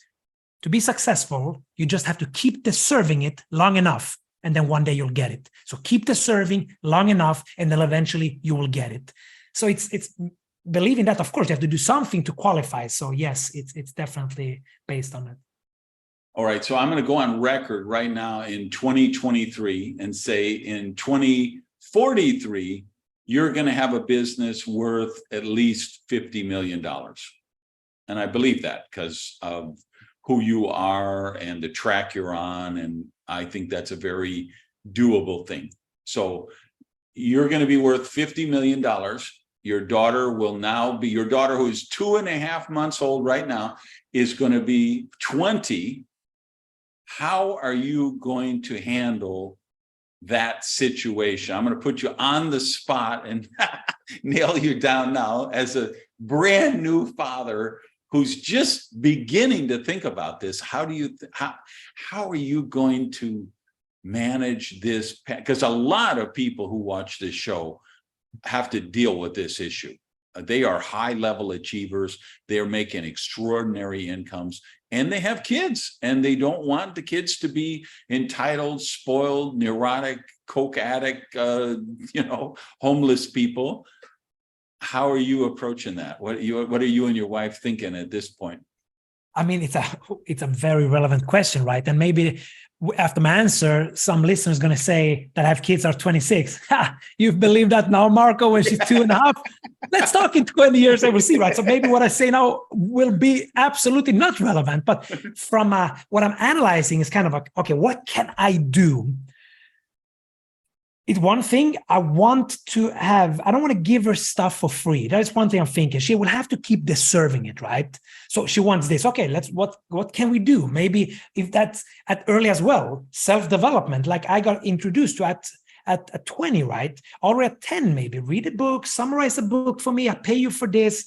I'm thinking about getting into, of course, some kind of sport, hopefully like something like tennis or something, where I love sport for that, because you have to count. I'm not going to let them do a sport where they get a prize for participate. I'm going to keep her away from that environment. because life is, as I said before, not adjusted to her. Those things. But then I'm looking at myself as a father to do that. It will probably be very tough. I have a friend who said, my daughter, when she was 3-4 years old, I told her only candy on Saturdays. Then she was 5-6. He said, and this is a guy who's very tough outside of with his child, right? Entrepreneur. And he said, then she looks at me, she said, can I have candy, Daddy? He's like, absolutely not. It's Tuesday. And then he said, then she looks at me with those eyes and smiles and said, please, Daddy. And he's like, okay, just one. So we'll see where that comes, Randy. But I'm going to try to be firm. And I'm also, sales is key to everything in life, right? I believe that, because for me, sales is influencing people through communication. And what is parenting? It's influencing my kids through communication. So I'm going to keep studying communication and sales so I can be that influence for her. Because if you as a parent cannot communicate your ideals and values for your kids, who knows? Jiffy Lube around the corner will sell her ideals and she'll end up maybe, in a bad environment where she takes drugs and stuff. So I'll do my best for that, but it's tough. It's tough. In today's society, we see, where it's going, an entitlement mindset, whether you want to punish people, have more and this and that. So we'll see. It's an interesting journey. You have any advice, Randy? Oh, yes. If you want to know how to raise kids, all you have to do is talk to people like me who don't have children. We can tell you exactly how you should raise That's what people do, Randy. That's what people do. If you listen to this and you've been 2 months in the business, why are you listening to your uncle who never ran a business in their life if this will work, right? Exactly. But in all seriousness, there's two things, and you mentioned one of them. You talked about, because I know a lot of people who've done this, where instead of saying, hey, you get an allowance of $20 a week or 30 euros a week, is you earn this. And one of the things you mentioned was if you read a book and give me a book report on that and give them a self-development book. See, I loved that. I would probably, I would add a friendly amendment from my good dear friend Naval Ravikant, who I haven't met, but is my good dear friend, who says, hey, just let your kids read anything so they develop a love for reading. Let them read what they love, if it's comic books, whatever. And then once they develop that love of reading, they'll get to other stuff that will be less empty calories and more nutrient value. So, but the other thing I've seen from the people who follow, what I get to see is, because I've been teaching, most people in network marketing don't even know network marketing is a hobby to me. My day job is teaching the principles of prosperity, right? That's the work that really motivates me. And that's why I'm still in this profession, because it allows me to have an impact doing that. And that's why I do my Power Prosperity podcast, my blog. So I get to see 100,000 case studies every year of people who follow my work and communicate with me, whether social media or on the blog or DM, email, whatever. And one of the most powerful things that they're doing is getting young children to create their dream boards or prosperity manifestation maps at 8 years old, at 11 years old. It's really powerful. I have one right there that you saw the show with Peter. I was just redoing my new prosperity board, and I'm in the process. I've actually got it up, hanging on the wall now, and I've started to add stuff. But it's never too early to do something like that, where for people who don't know, it's just you put a book, and it doesn't have to be framed. You could get a piece of poster board from the art supply store, and you just put images of things you want to do, have, and become. So for an 11-year-old, it might be that they want to star in a ballet recital or be in the school play, and they could put an image for that. And maybe they want to earn enough money to buy a scooter or attend a dance academy or a summer camp or something. And if you kind of help them through that initial process of, hey, this isn't just material items you want to own, because that's a really superficial way to do that. This is a board to things, but don't discount those, because that's part of prosperity too. Money and material things are a vital and necessary element in holistic prosperity and living and manifesting a prosperous life. But for the dream board, you want to put things you want to do, have, and become. And if you kind of coach kids through that process, I have so many of people who share with me the stuff their kids are doing. You know, they get the kids' permission and they send me photos of their dream boards, and it's amazing. I think so. Stuff like that, I think it's never too early to get that prosperity consciousness expanding, right?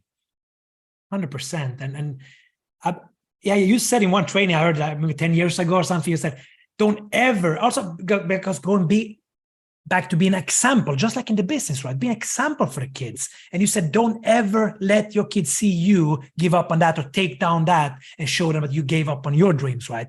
So it's being an example of what's possible, because I believe one of the parents, you can tell your kids, listen, you can be whatever you want. This is possible.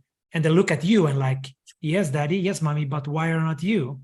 So I believe it's a teamwork, right? But I believe one of the parents have to show that possibility, because if I want her to dream big, act big, realize big things, I have to do it. So that inspires me to go after big things, being that example, right? Because the kids will figure it out. So how am I behaving, talking, acting in everyday life? So that's a big Love part as it. well. What else you got on your list? No, I mean, that was one thing. And then I had what you dived in the beginning, right? We touched a lot of that because that was one of my topics as well. All right.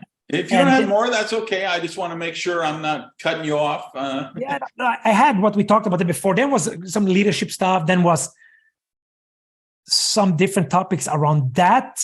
And you got something more there on the list, because I know you have a couple of things. Yeah, I have a couple other things I'd love to riff with you on. Go back to this recruiting, because Wes talked about it, Orjan talked about it, Art talked about it. Anybody who mentioned you brings that into the conversation. He's a top recruiter. He's doing recruiting at a high level. So I wonder, I think, like one of the things that I maybe is to as you go into that, because I've been working with Zinzino for literally decades, off and on now, and I use Zinzino as the gold standard of building the customer base, which is here. You guys have gone out and built 500,000 auto ship customers in a much abbreviated period of time than any other company I know who's ever come to anything close. And working with Orjan and Hilda and Art and Dog, one of the things comes up is over this last year is, hey, we've got to get these guys bringing in more builders. Zinzino has the opposite of what most people have, which is, hey, like the Vima thing we talked about, where they're just recruit. Who cares about the customers? We just want to sell kits, and we make our, fast start bonuses off our kits. And they don't understand the true power of this, everybody having this network of customers who are buying every week or every month. But Zinzino has the opposite, where they've done, you have people who have 1,000 customers. Yeah. And that's not really going to duplicate well. There's not a lot of people going to do that. So will you share some thoughts about your recruiting, how you're doing it, and then how are you dealing with this issue of getting more builders as opposed to just customers? Yeah, I mean, as you said, the company has always been really good and exceptional and at getting the customers. And for me personally, I'm very passionate about health as an athlete and everything, of course. It's a big passion. I'm very passionate about our products, what we're doing, test-based nutrition. But as we talked about before, the power of helping people grow, believe in themselves, and that it's a tremendous passion for me. So I believe if you want to be a top recruiter, it has to start with, what is it that I offer people? I think if you're listening, go deeper on this, because for me, it starts there. I write down what makes me happy, what makes me feel significant. And it's helping people win, helping people grow. Of course, helping people with health is one, but helping people grow, helping people believe in themselves. And then I just write down, how can I help people? And for me to help people, I have to recruit people, but also going back to knowing, why can this as a tool help me help people? So I think, Randy, one of my secrets is behind the scenes, how deep I went inside of myself, analyzing what do I have to offer the people? Why am I a blessing to them when I reach out to them? Because I believe inside of myself, when I talk to people, I'm doing them a favor by even contacting them, because I got what they want. Long-term health, everybody wants. But if you look at better financial situation, a lot of people today, they want that. Building a community or having a challenge or personal growth. So I know I have that, or some want financial freedom. We can offer that. They have to work for it, of course, but it's possible. So it starts with a mindset. I believe I'm doing them a favor. I'm a blessing for them. I'm powerful in what I have, because just that Magnus was the somebody for me, I know I can be the somebody for somebody else. And that is so strong ingrained in me that I am a blessing for them. I believe I'm doing them a favor. It starts there. Number two is look at the profession. People deserve a company like we have. It's built on the right foundations. It's built on real customers. It's built on, because it's the mix, because distributors, entrepreneurs will build the business, but customers will stabilize the business. And how do I create leverage is having more entrepreneurs who help people with their health. So how do I get more customers? I need more entrepreneurs, more distributors, partners, as we call them, to get customers. If I do that more effectively, automatically, their business will grow. And the passion for helping people chase what? Happiness. So I get the chance to sit down with them. When I work with somebody, I will talk a lot about honesty, integrity, and I'll be the role model. And because the world needs more leaders, we have too many of the misleaders. So that's behind the scenes. How do I do it? I still do it in coffee places. If I need somebody, I see somebody on Instagram, like, wow, this looks like a really good person, prospect would fit what I do. Just open conversation. Either you can open. Let's dive in there. You're at the coffee shop. You think somebody looks amazing. What happens? How do you create that interaction? Step one, open conversation. And I know, Randy, you're a shy person. If you ask my fiance, I think everybody listening to this now, if you know me, you will be so surprised how shy I am. If I walk into a networking event, it will take me minutes of self-talk, brainwash, empowering this, changing my state and everything to even get myself open conversation. It's not natural for me. But that's where we need to go back to repetition of a certain small things we say that gives confidence. So in a coffee place, my strategy is this. I walk in, let's look if there's some table open where people look sharp. Now, this woman or guy looks sharp. Let's go over there. So I learned to be safe in my strategies, in my process. So I would sit down or stand there. I would look at them, see what they have. If they have a coffee, I would, excuse me, I'm thinking about what I'm going to order. I see you have the coffee. How was the coffee?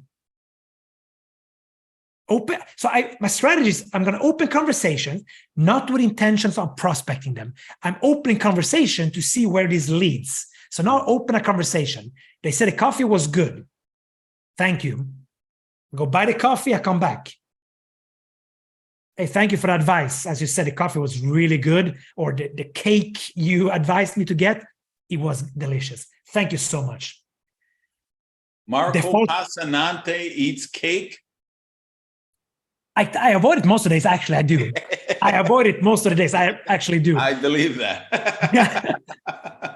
Just open a conversation. Next question would be, where are you from?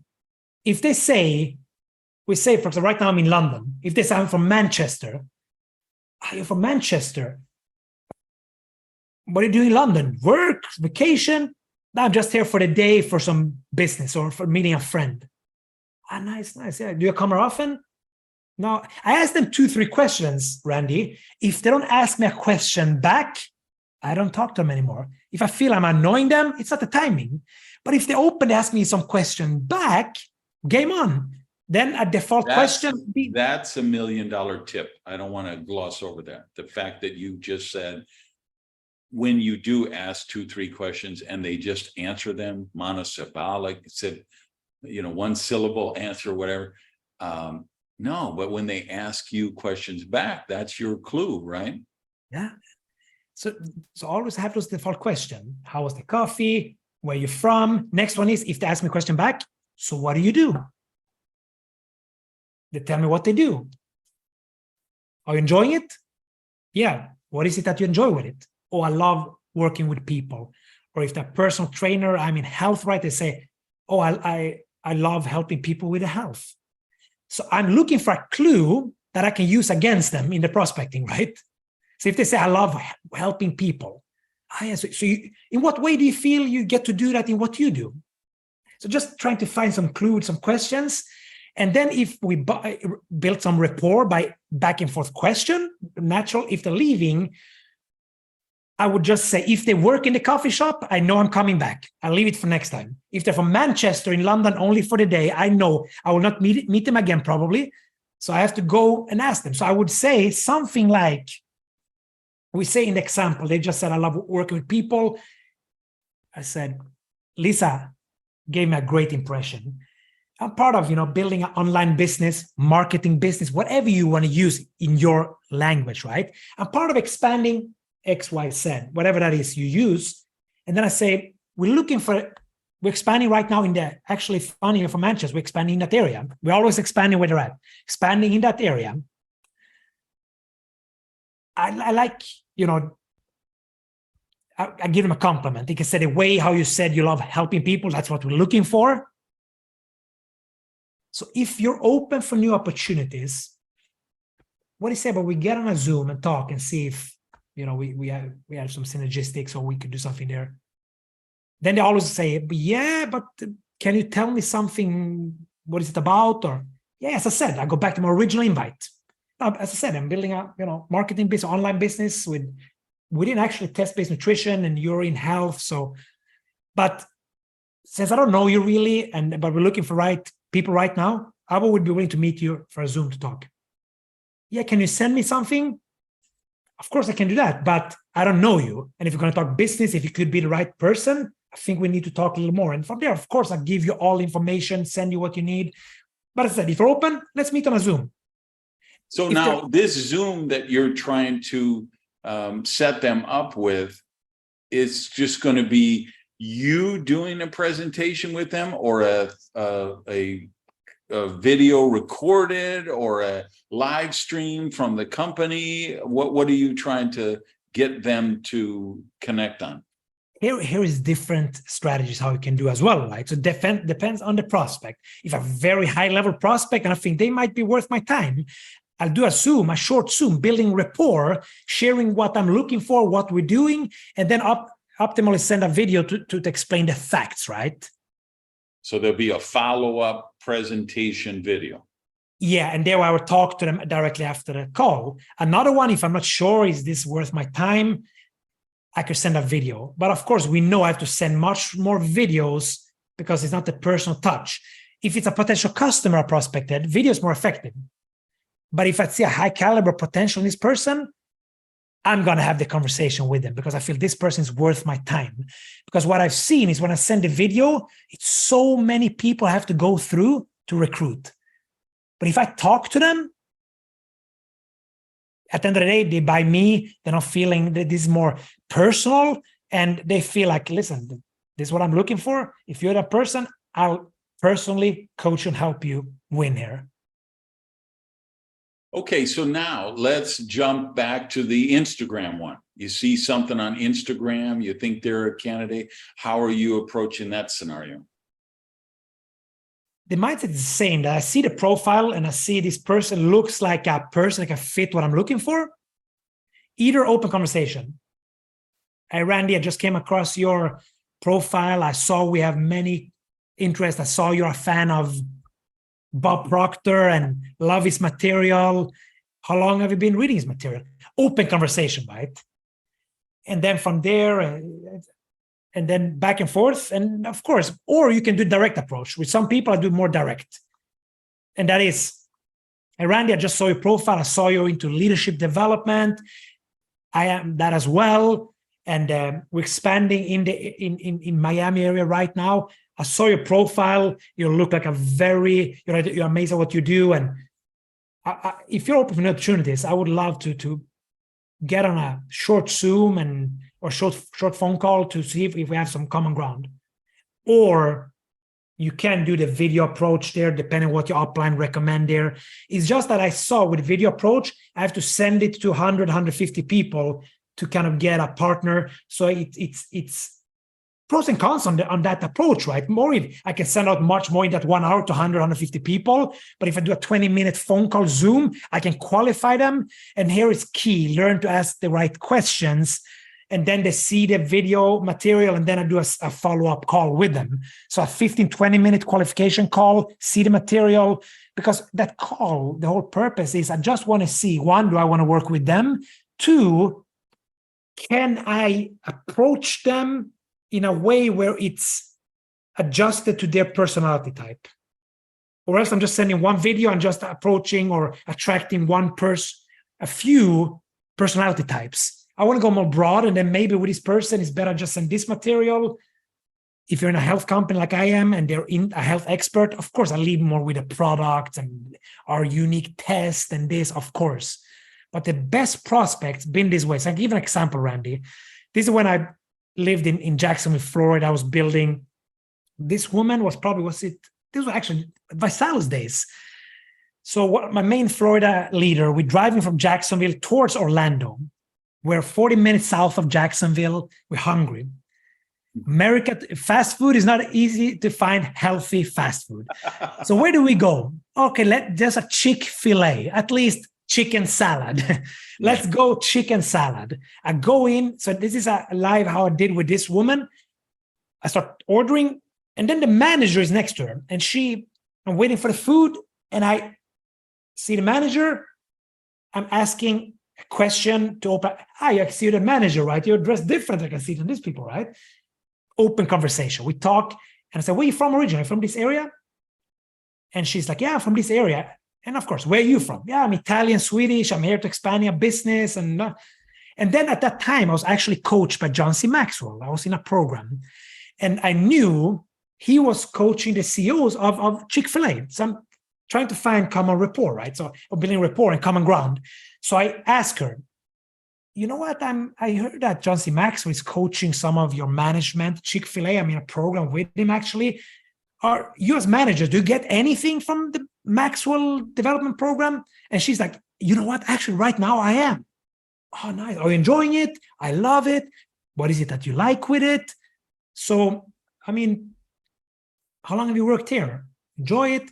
And then I said, her name was Crystal. I said, Crystal, you know what? I'm expanding a business in this area now, looking for the right kind of leaders. And you gave me a great impression. I believe you could actually fit. You could be amazing at what we do.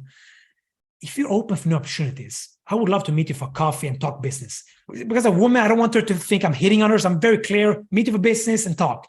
Another thing here, I invite them where they feel safe. I'm not invited into a business opportunity, meet at a hotel, go to a strange hotel with a stranger. No, I'm approaching her in her safe home. So I'm saying, we can meet at the Starbucks across the street one of the days next week after your work. And I would love to talk more about your Maxwell program. We can share some ideas because I'm also being coached by John C. Maxwell. I would love to talk more about Maxwell. Now she thinks she's gaining from it. She's going to talk John C. Maxwell, which she said she loved. Now we have common ground. We're going to talk Maxwell. Yeah. And Starbucks across the street, now she's safe. Meeting a stranger has to be close to her safety net. And we met, talked Maxwell, built a relationship even before I talked business. Who is she? What's her passions? And why did she love Maxwell so much? And building rapport, relationship, building trust. And then after, talk about the business, adjusted to her language based on her passions. Do a presentation. This was, I think, a Monday or Tuesday. We had a business presentation in Jacksonville. A Thursday. So I actually, because we clicked, she liked the business. I invited her to a business opportunity meeting. Could be a Zoom opportunity meeting if you don't have that. But in this case, I had a live one. Again, I said, Crystal, really enjoyed this talk. And, as you say, you like the business and it would be amazing to work together to see if we could do something. We have a presentation where you can see the full picture of what we're doing Thursday. If you come to Jackson, it's just a 35-minute drive for you. I'll invite you for a piece of food or a bite of food after the presentation so we can talk more, right? Because, you shared, and I go back to what she shared. You said this chapter in the Maxwell, I would love to talk about that more as well, because I think this conversation was so interesting and gave me a lot. So come there, see the full view, and I would love to talk deeper about this stuff as well. But what she has passion, right? She loves football. Hey, let's talk about Kansas Chiefs and Mahomes. More, I want to hear more about that because you have such a great knowledge about some of his strengths, and I want to learn from his mindset. And you say you have the key to that. Whatever that passion is, so I'm using that against them in a positive way, right? I love it. Or people are going to just adore that, adore hearing your process and some of the actual language you use.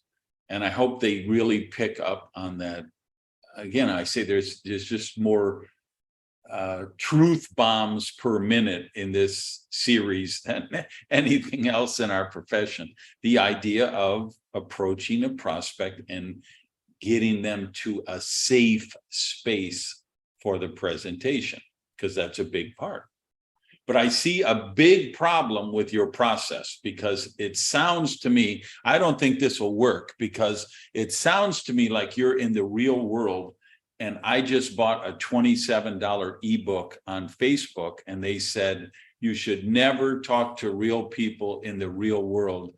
You can stay home in your bunny slippers and build from home. Is that? Yeah, Randy, if you read that and they have a process and you feel you just started a business and this is how you want to approach it, let's go that route, Randy. So I'm meeting them where they're at. Okay, let's go that route. Let's try that.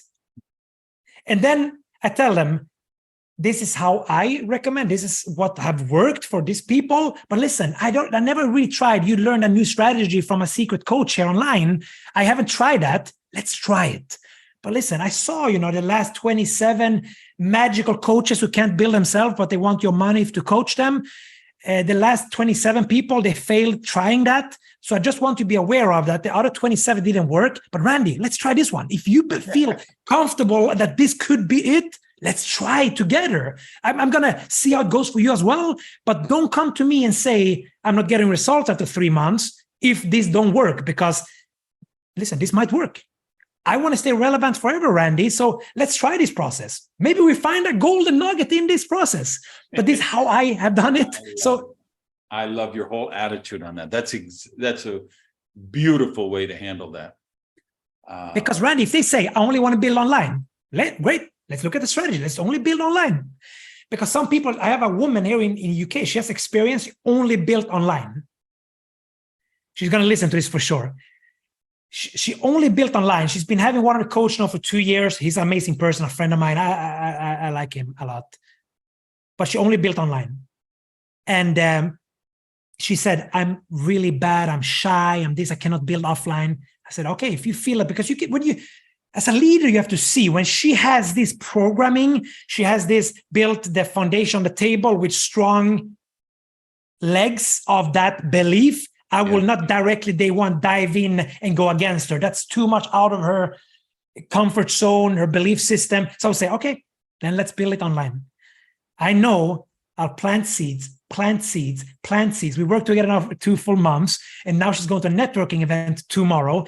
I had her, she prospected somebody on Instagram, had a first call yesterday, the first call to qualifying. She wanted me on it. 10 minutes before I said, listen, I want you to do this call yourself. No, I cannot with call. I mean, I only sent videos before. I can't have this conversation. Listen, let's go through what you're going to say, because she is very good offline. I've seen her. I spent time with her. She's like charismatic. She's a natural. She used to work in recruiting in the past, doing good money as an employee. I said, you got this. She did that call yesterday. I kind of pushed her out. She said, you're very mean. I said, you know, if I do too much of you, I'm doing the opposite of doing you a favor. Just do this call and just see it as education. There's millions of prospects. If you burn this, you say the wrong things, it's okay. But he doesn't know the right things because he's a prospect. You know what's right or wrong. He doesn't know. Just do the call as education. Write down and call me directly after.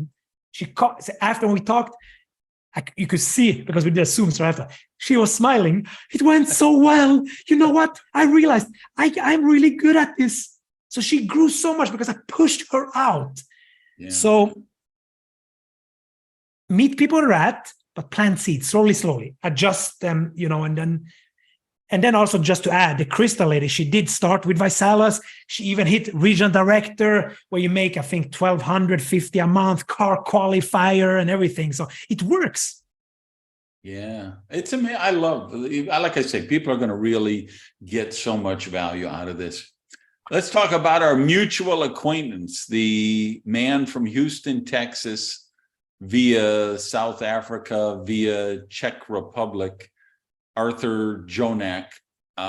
You get a chance to interact with him a lot. Even he's here in the States, but he does a lot. You know, you've had a lot of 7-hour dinners with him probably. What have you learned from Art? Oof. The question is, what have you learned? I mean, I have to go back and think over first. It's so much I learned from him, because it's 2011. I came to the mastermind that he arranges, right, every year.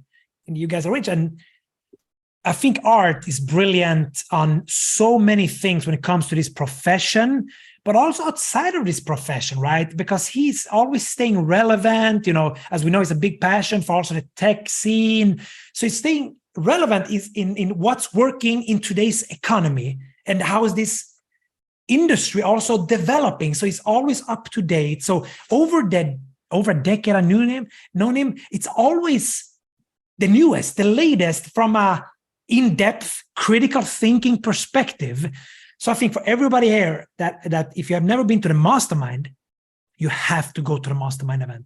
Every year, this event, when I started going, was actually my first mentor at 20, Magnus, who brought me, because he was my sponsor in Vima. He brought me 2011 to the mastermind event.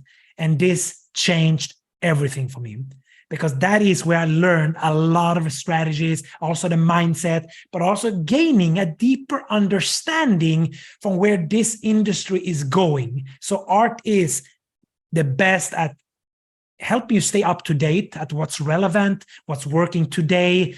Also, all the conversation from a regulatory standpoint, right? I mean, he reads the FTC files and this. So just his depth from behind the scenes to his depth of being in the industry, from distributor, corporate, expert, and for so long, it's like you have, from no matter from what angle you come, his depth is impressive, always impressive. Then, of course, he's an amazing human being, and I'm happy to call him a friend today. And I have to tell you, going to the mastermind, as today, I have the honor, because that was a dream. I wrote, I want to be one of the faculty members one day, and seeing you, Randy, there, and Art, and all the other speakers, or in Woodward, Chris Brady back there, you know, it teached me a lot of the most important strategies over the years. I would say the mastermind, we mentioned Nick in the past, what I learned there, Orjan, Saele, amazing. And of course, my first mentor, Magnus there, I mentioned a few there, but that's the impact you guys have made on me. And I have to say, mastermind is one of the biggest pieces to that puzzle, small things. I used to go there every year. 2011, the first time I wrote down, and one thing you said there that changed my whole business is you did a training and you said, you need to have 4 lines chasing you, and you draw up that when you're one leader takes it away, if you have to sponsor not, it's to always have growth, 4 lines chasing you. I took that to heart, teach my team, and that's again back to why I'm a good recruiter. One of those things you planted in me, Randy, that because 4 lines chasing you gives me control. If 2 of my leaders would quit, take a deal, leave, or whatever, I'm building it so wide so that is less than a few percentage of my business. But 2 men leaders out there, they ride that from the perspective of if one of their 3 top producers leaving, 33 to 65 to 80% of the business is gone.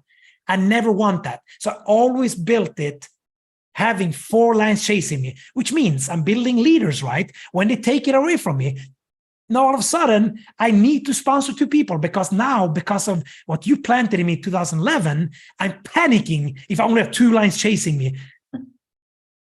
And that's control. I wish. So first of all, mastermindevent.com, any year you're watching this, that's the website. If you're watching this when it first comes out, this year it's in December in Italia, Turkey. It's going to be amazing. So mastermindevent.com. The 4 lines chasing you. There's sometimes when I write stuff in my book or I'm doing a seminar, I want to jump up and down and scream and say, let me tell you, the thing I'm going to tell you next is so important. I hate to write this in all caps and repeat it 5 times, but let me write this in all caps and repeat it 5 times. If people would just understand how valuable that advice, that strategy of always keep recruiting until you have 4 lines chasing. And by chasing you, that means like the lady you just mentioned, who she called you up. Okay, I've got my Zoom. And then you say, oh no, by the way, this time I want you to do the Zoom by yourself. She's an example of a line chasing you. She's in the business, she's developing, she's learning how to become a professional in the business. And people who are calling you and asking for help, asking you to come there and do a training with their team, asking you to participate in Zoom calls, that means they're chasing you. And they do get to this point where somebody in that line takes it away from you. They're just somebody who becomes, so you have that line going in Detroit, Michigan, and there's some guy on the 5th level and he just takes off. He's amazing at doing presentations. He starts doing the regular opportunity presentations there. They create a leadership academy. Every week there's a leadership academy. They're creating this bench of amazing presenters who become good at doing the presentation. They're working down in depth. They create this culture of keep recruiting till there's 4 line chasing. And suddenly you're not needed in the day-to-day growth of that business. If you drop dead tomorrow, it wouldn't matter. That line would continue to build for the next 30, 40, 50 years because there's enough qualified leaders in that line to create self-sufficiency and ongoing duplication. And of course, we all have the opportunity at some point. You could say, hey, I'm making 100,000 euros a month. I love my lifestyle. I just want to drink out of a coconut now. You've earned the right to do that. And I'm never going to talk bad or resent anybody who makes that choice. But if you want to continue to grow and you don't want to become static, then you're always going to say, okay, this line has taken it away from me. So I need to go out and recruit again and replace that person. And this is where I'm working on this with 2 companies right now on modifying their compensation plan to create better growth. Because sometimes what happens in the comp plans is they have such a distance between rank 5 and rank 6 that it becomes a dead zone. People get to rank 5 and they're making $20,000 a month. People at rank 6 are making $80,000 a month. Well, the people who make it to rank 6, man, they love it, they adore it. But most of the people at rank 5, they stop there because rank 6 looks so far away that they don't feel it's attainable in the near foreseeable future. So they don't get highly motivated for that. But if they're making 20,000 at rank 5, and then rank 6 is where they could make 32,000 or 29,000 or 36,000, and it's doable. They could see themselves doing that in 4 months. They could see themselves doing that in 6 months. Then when it's 3 days before the close of the pay period, they're still motivated. They're still got people, hey, you know, if you did 800 more PV in this line, you're going to qualify at that rank. And instead of making 800 euros this month, you're going to make 1,500 euros this month. And that transpires across their organization. And then it manifests in their own way where, okay, instead of making 20,000 this month, I'm going to make 24,500 this month. And now you're making 24,500. That 30,000 doesn't seem so far away. So in a sense, it's golden handcuffs, but usually when I talk about golden handcuffs, it's like the bonus cars and the trips and the annual bonuses things. It's also really important that comp plans are created to keep driving that behavior. So someone could say, no, yeah, because let's be honest, if you make 20,000 euros a month, 20,000 US dollars a month, you are in the 0.5% to 1% of the wealthiest people on earth. And if you budget yourself strictly, you can get by on $20,000 a month. I know it's hard. You might have to go to some all-you-can-eat buffets sometime. You might have to cash in some of those $5 off coupons. You might have to forego a trip to Paris every month, but you could get by on $20,000 a month. And I'm only being halfway snarky when I joke about that. The truth is, so people can get to 20,000, and for most people in our business who get to $20,000 a month, 99+% of them, that's the most money they have ever earned in their entire life. They have never had any kind of business or job opportunity that could give them a $20,000 a month income and a residual income, not a one-time income. So it can, inertia can set in. But if the comp plan is designed right, and that's why literally 2 different clients I'm working with right now to say, no, and I can, they're like, well, we've hired consultants. We've been working on this for 2 years. We're trying to analyze how the plan is working. And I'm like, fuck that shit. Here's the report I need from your CFO. And I give him a specific, for this 6-month period, give me the people who are qualified at this rank. I need to know what is the highest rank they qualified for, and then what are they getting paid at? So what's their qualified rank? What is their paid as rank? Run that report, send it to me in 20 minutes, and give me 10 minutes, and then I will tell you if your comp plan is working or not. And I literally just need 10 minutes, and I could tell them, your plan is not facilitating growth. Your plan is killing your growth, because I can look at the percentage of people who are qualifying at each rank, and I can look at the distance in between each rank, right? So that part of that equation is the comp plan element, and companies have to be cognizant of that.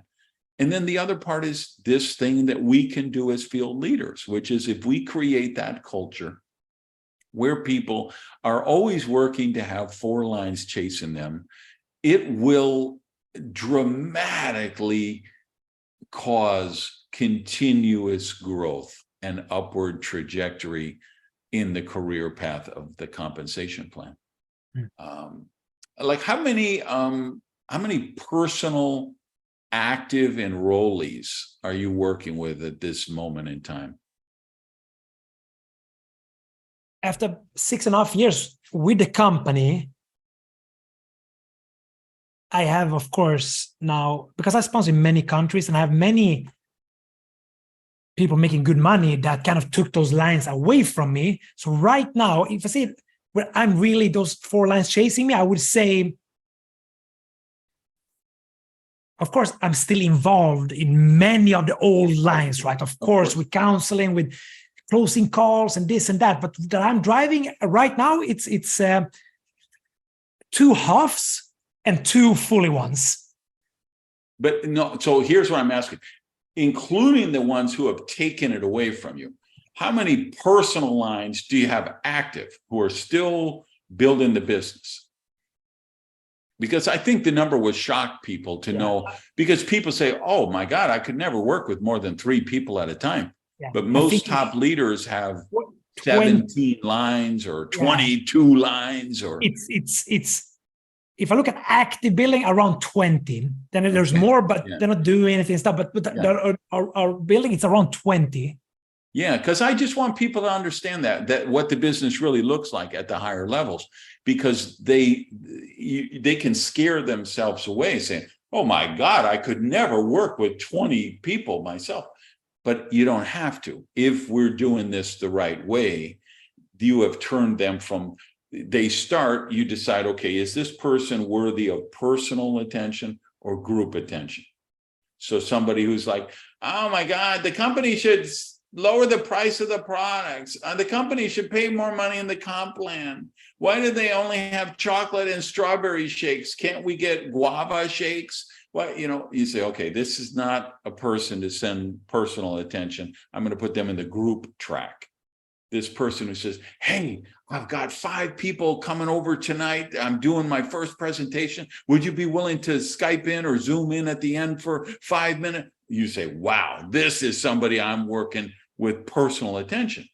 But then as you go down and you develop that line and you help them get at least 10 levels deep, you rotate the pattern. They're learning the skill sets, how to meet people, how to work the candidate list, how to invite, how to get people in front of third-party or external source presentations, how to make compelling invitations, how to follow up. Now you get to turn that personal attention line into group attention line, because they don't need that personal attention anymore.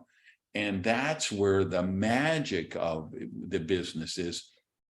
If you're doing it the way I'm teaching, right? I mean, we all know there are grinders out there who work 18 hours a day and they have to do every presentation in their team and every training in their team. But they live by the old MLM saying, right? If when you slow down, your group slows down. Yeah, but where's the leaders? I mean, we're creating leaders or just followers? Yeah, because it's just the smoke and mirrors thing, right? That so this is what my work for 30 years now has been dedicated to, is saying, no, you can actually build residual, you can build passive income, but you got to have a system, you got to have third-party tools, and you got to get your ego out of the way. You can't be the guy or gal sucking all the oxygen out of the room. You have to be comfortable with your people being on stage instead of you a lot of the time. You have to be there just beaming in the front row with pride as your people are walking across the stage, getting pinned their new ranks at the convention, and not always thinking that, well, I need to be the star on the stage. Because you can do that. I mean, we certainly have a lot of grinders. I have many friends in the business who, they love me, they adore me, they still haven't read my book. They're too busy to read my book because they work 18 hours a day and they make $50,000 a month. So, and they used to sell cars for a living, or they used to be a football coach, or they used to be an Uber driver. So $50,000 a month is so much money that they're living like a king. But they're not living like a king because they're taking 18 hours a day to do it, because they're the grinders. They're like the guy in the circus spinning those plates. And at 2 a.m. North Carolina time, they're doing calls with people in Hawaii because it's 6 hours earlier. And then at 5 a.m. they're getting up to do a team call with the team in New Zealand because it's 24 hours later the next day and blah, blah, blah. It's 5 p.m. there or whatever. What we're trying to do with this work, like with Duplication Nation and the MLM Confidential newsletter, show people, no, you don't have to be a grinder, and you don't have to do I had a friend sending me all these social media posts when this CoffeeZilla thing came out and behind MLM. And so they started sending me some of the Instagram posts from these people who are in these crypto scams, and they're posed in front of their yacht that they just paid cash for. And they're doing the private jets and the Lambos, and it's all bullshit. It's not real. It's just, and now I'm seeing posts from those people like, why is everybody mad at me? I lost all my money in this too. I'm a victim just like you are. No, you were the asshole who was promoting it 24 hours a day with all your videos of your private jets and your Lambos and your thing that you don't even own, that you went and rented for the day, and all the smoke and mirrors and hype you creating. Yes, you were showing screenshots of your bank balance that showed you had $12.5 million in your account. But that $12.5 million is a shit coin that's actually worth $42.33 right now. And, it's just cray-cray. It's just cray-cray. Talking of money, you know what would be a fun thing to talk about that I know you could riff on a little is making your first $1 million in the business and what you do with it when you're young and you're dumb like me. And I started making money, and I was spending it although I'm happy with the way I spent it. I spent money like a drunken sailor, buying sports cars and everything, but I was paying cash for them. I wasn't buying stuff on credit. I was living and loving it, and it enhanced my prosperity. I've since learned how to manage money better, and I'm proud of the fact that I'm a good steward of the wealth that I've been able to develop. But I would never take that away from my younger self that I did. People used to say, well, why do you have all those different colored Vipers? Why do you need more than one? And I said, well, when you go to dinner, you want your car to match your shoes. I had fun with that. And, to paraphrase a Jimmy Buffett song, I made enough money to buy Miami and pissed it all away. But in my case, I didn't piss it all away. I had some fun, and then I learned how to grow it. I think you've kind of had a similar trajectory, would you say? 100%. I mean, growing up mostly with a single mother, as I mentioned, at 15, my friends could get stuff I never could get. We couldn't afford, probably built some kind of hunger, but also built, I would say, when I started making a lot of money, I say my first millions, I can still stand there looking out with a binoculars and looking, where did they go? Little here, little there, trip here, this, that. So first millions, I have no clue. So in one way, I needed to get that out of my system. I flew the world around. I love expensive hotels, nice wines, nice best restaurants, and lived in many different countries. And so then, of course, I was helping a lot of people with money. And every time I had friends, I cannot afford, so let's go to New York. I can't afford, no worries, I'll pay that. So gave away a lot and lended people money. And so, of course, the first millions, I have no clue. But now the last few years, I've been much more smarter with money. And so it's been a journey for me to be smarter with money. Now I'm talking a lot with my team of like, yeah. If somebody like one asked me recently, why don't you buy a Ferrari? I said, I will buy one in the future, but before my real estate and my assets can't pay for that, why would I buy a Ferrari? when I sit there with this person, it doesn't help my team if a Ferrari or not. So it's kind of the mindset, instead of saying you should buy a Ferrari when you can afford it. No. When you can have assets that pay for a Ferrari, then I think you should buy a Ferrari. But the bonus check, invest that smart, because part goes, I reinvest in the business. But now I talk about be smart with your money. And what I personally invest in, I'm not a financial advisor, so it's not like I say what you should invest in, but I learned with gambling with the not so smart investments. Now I'm going to play it, stocks, index funds, real estate. I just have a new real estate I bought in Manchester, as we talked about. Oh, yeah. It's completed next month, and that's going to pay me, over the years, a lot of nice residual income every month. And then building up those assets. And when that can pay for that, yes, then I can buy all of this stuff. In the past was more, let's show it now, the lifestyle and that. But it's a communication with the team talking about, well, it's not cool if you have a Rolex and it's worth more than you have in assets. That's not cool.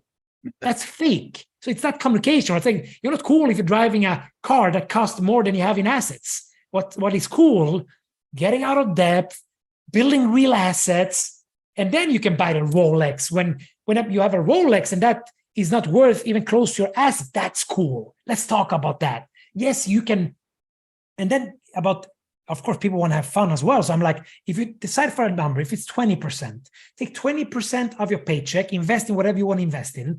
Those 20% or 25%, whatever it is for you, if you make 1,000 today, maybe you start with 10%, 5%, but start creating the habit. Because if you don't start creating the habit when you make a little money, you won't have it when you make a lot of money, because that was my thinking. When I make 10K, I'm going to invest this and this percentage, past 10K. When I make 20K, I'm going to put that. When I pass 20K, so it's always that cycle, because I didn't create the habits. So it's talking to your team about, listen, let's start talking about this now. So this is your golden goose. You build your income here with the business, but where do you want to invest them? Let's decide a percentage now and do that with discipline, because I believe if my first millions, if I just put out with 20%, I can throw it the rest on the street. It doesn't matter, because my asset is growing, my wealth is growing. So it's talking about what's cool. It's not cool to be in debt, having a Rolex that's worth more than your assets, or expensive car when you can hardly, you cannot even fly business class because you're so broke every month because you're spending too much on the car. That's not cool. Cool is building assets, building freedom for the rest of your life, for generations to come. That's cool. Amen. We talked about art. What do you learn working all these years with Orjan and Hilda? I mean, I think Orjan and Hilda, they are for sure one of the best leaders in this profession. How they built their teams over so long time. And what I've learned is how of course, many things, but everything from family, looking at how they are an example of in their relationships, having goals for the family, building what they always say in family. It's always, they have their, should be everly growing, wildly romantic and everlasting. And, they have this saying that I take to my life and create that. So I learned so much from that, but also when it comes to what I just said, being smart with money, investing, they're examples of that as well, right? So they tell you, what I learned as well there is playing the long-term game, how there are examples of thinking long-term, never try to take shortcuts, and that mindset of investing long-term, both in your business, but also with your money and everything, that has been some of the biggest lessons. But then also how they are also, for example, couple counseling, how they can give you advice on that. And they're so broad in their knowledge, and that impressed me a lot. And they are examples of living a good life with good values and standing up for your mistakes and always growing, always becoming better. And then, of course, when it comes to leadership, how they treat people, how they build their relationships. And there's so much, Randy, from strategies to They are just living examples of that you can build a business where you help people win financially, yes, but you can do it many ways, but win in life, become a happier human being that wake up in the morning more satisfied and live with that harmony instead of having that, negative, anxiety-filled, negative push every day. Build it in a way where it's stable so you can live your life and build a business with a positive pull. So those things is something that they are living examples of these things. Yeah, you know what? I got to start something this episode in the show notes. I'm going to link to them because we've got a full show with our Jonak. He was the first one we did. I have a show with Orjan. I have a show with Hilda. I'm going to put them in the note. Anyone if they're here, if you're just here for the first time or two, if you haven't, go back and watch or listen to those shows because they're again, I go with truth bombs per minute. This is the highest density of truth bombs per minute training has ever been done in the history of our profession. Listen, this has been wonderful. To wrap it up, I have started a new tradition a few shows ago where the last thing I ask someone is the worst rejection or worst presentation nightmare that you ever experienced. And what did you learn from that? I mean, the worst presentation nightmare is one thing I mentioned when I spoke at Mastermind 2018, I think. It was when I had a guy, great young potential hungry guy in Washington. And he had a little group and a lot of energy, talented guy. Booked a flight to Washington, went there, and we had a certain target goal, and I trusted he would have so many people in the room. He had 100 people room and flew there. Came in the evening before, brought him and the main other for dinner, and I said, so, because I gave him a certain task, and he was on track a couple of days before. Got there, and he's like, so how's it looking? He's like, yeah, this person couldn't come, this person couldn't come. But you know what I did? Printed 200 flyers, gave it out on the streets there. So now the room it's going to be more than 100 people. The room is going to be too small. We know where it goes, right? Like, oh no. So you gave out flyers. How did it look like? And what did you tell the people? And just walked up on the street. Listen, we have a presentation. You should be there. This is a great opportunity. This is just stranger giving a hand like this. I'm like, oh. Got to the meeting. There was him and three of his business partners, or three or four of his business partners in the room. Zero guests, nothing.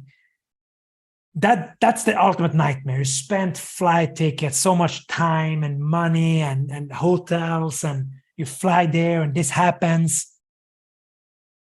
And what do? I mean, of course, then I tell them, great, let's do a training, how to build towards the next one. And you do a training and keep the morale up. And that is the ultimate nightmare. What did it teach me? What I've been much better with after that is inspect what you expect, meaning he's going to invite a certain amount of people. Inspect what they expect. Okay, you said you're going to invite 45 people, confirmed by having deadlines 1 week before. We need this many people confirmed. Call him 1 week before. You said you're going to have 40 confirmed. Do we have the 40 confirmed? No, I only have 25. Okay, what can we do to get the 40? So inspect what you expect, because that is an ultimate nightmare. Spending a lot of money and time flying in and nobody's there. What I changed from that is inspecting what I'm expecting. So now if I travel for hours to a city, what I do sometimes, if it's a person, I inspect how many do I invite. Yeah, you're coming. We have 7 2-on-1s. For example, if I'm there to build a new leader, educating him, just 7 2-on-1s, I'm going to call him a couple days before. What do I have confirmed? What did you tell them? Who's the best contact? Sometimes I even call those contacts. Hey, Jimmy, I know Daniel's invited you for Thursday. I just want to call to introduce myself. My name is Marco. Daniel talked highly about you. I can't wait to meet you. So looking forward to see you then. I do that and also tell Daniel, I want you to tell him an invitation. You promote me, but also tell them, if you can't make it, I need to know 24 hours before, because I don't want to waste this entrepreneur or leader's time. So give me a notice 24 hours before. That's some of the things that changed. Beautiful. My friend, this has been delightful. As always, enjoy spending time with you. And just thank you for sharing your insights on this. This series has become the PhD program of leadership for people in our space. I'm just proud of what we're doing every week, and this today is no exception. So thank you so much for being a part. Thank you so much for having me. It's been a pleasure, and thank you for everything you do for the profession. And this is a great podcast. I think everybody that's serious should listen to. So thank you for having me. It's been a pleasure, and thank you for everything and all the teachings over the last, actually 2 decades. And 20 years ago, I started listening to material. Thank you very much. All right, you guys watching and listening, like, rate, subscribe, and share. Every Wednesday, new episode. Make sure you got your team listening, because a team who gets this kind of information is a team that's going to grow. Thanks, everybody. Peace. Hey, guys, I'm back, and I just want to thank you for listening or watching and let you know, if you made it this far, you are a serious, credible leader. You're somebody committed to success, professionalism, and honing your craft, sharpening your saw. So I want to recommend a resource to you. It's a monthly newsletter called MLM Confidential. Leadership lesson every month, duplication lesson every month, something we call the dish, which is kind of the industry news, what's going on in the space, who's moving where, what company is shutting down, what company's opening up, what is the dish, the dirt of what's really going on behind the scenes that maybe the average person doesn't know. And there's a personal challenge every month. So check it out, mlmconfidential.com. I'll see you next week.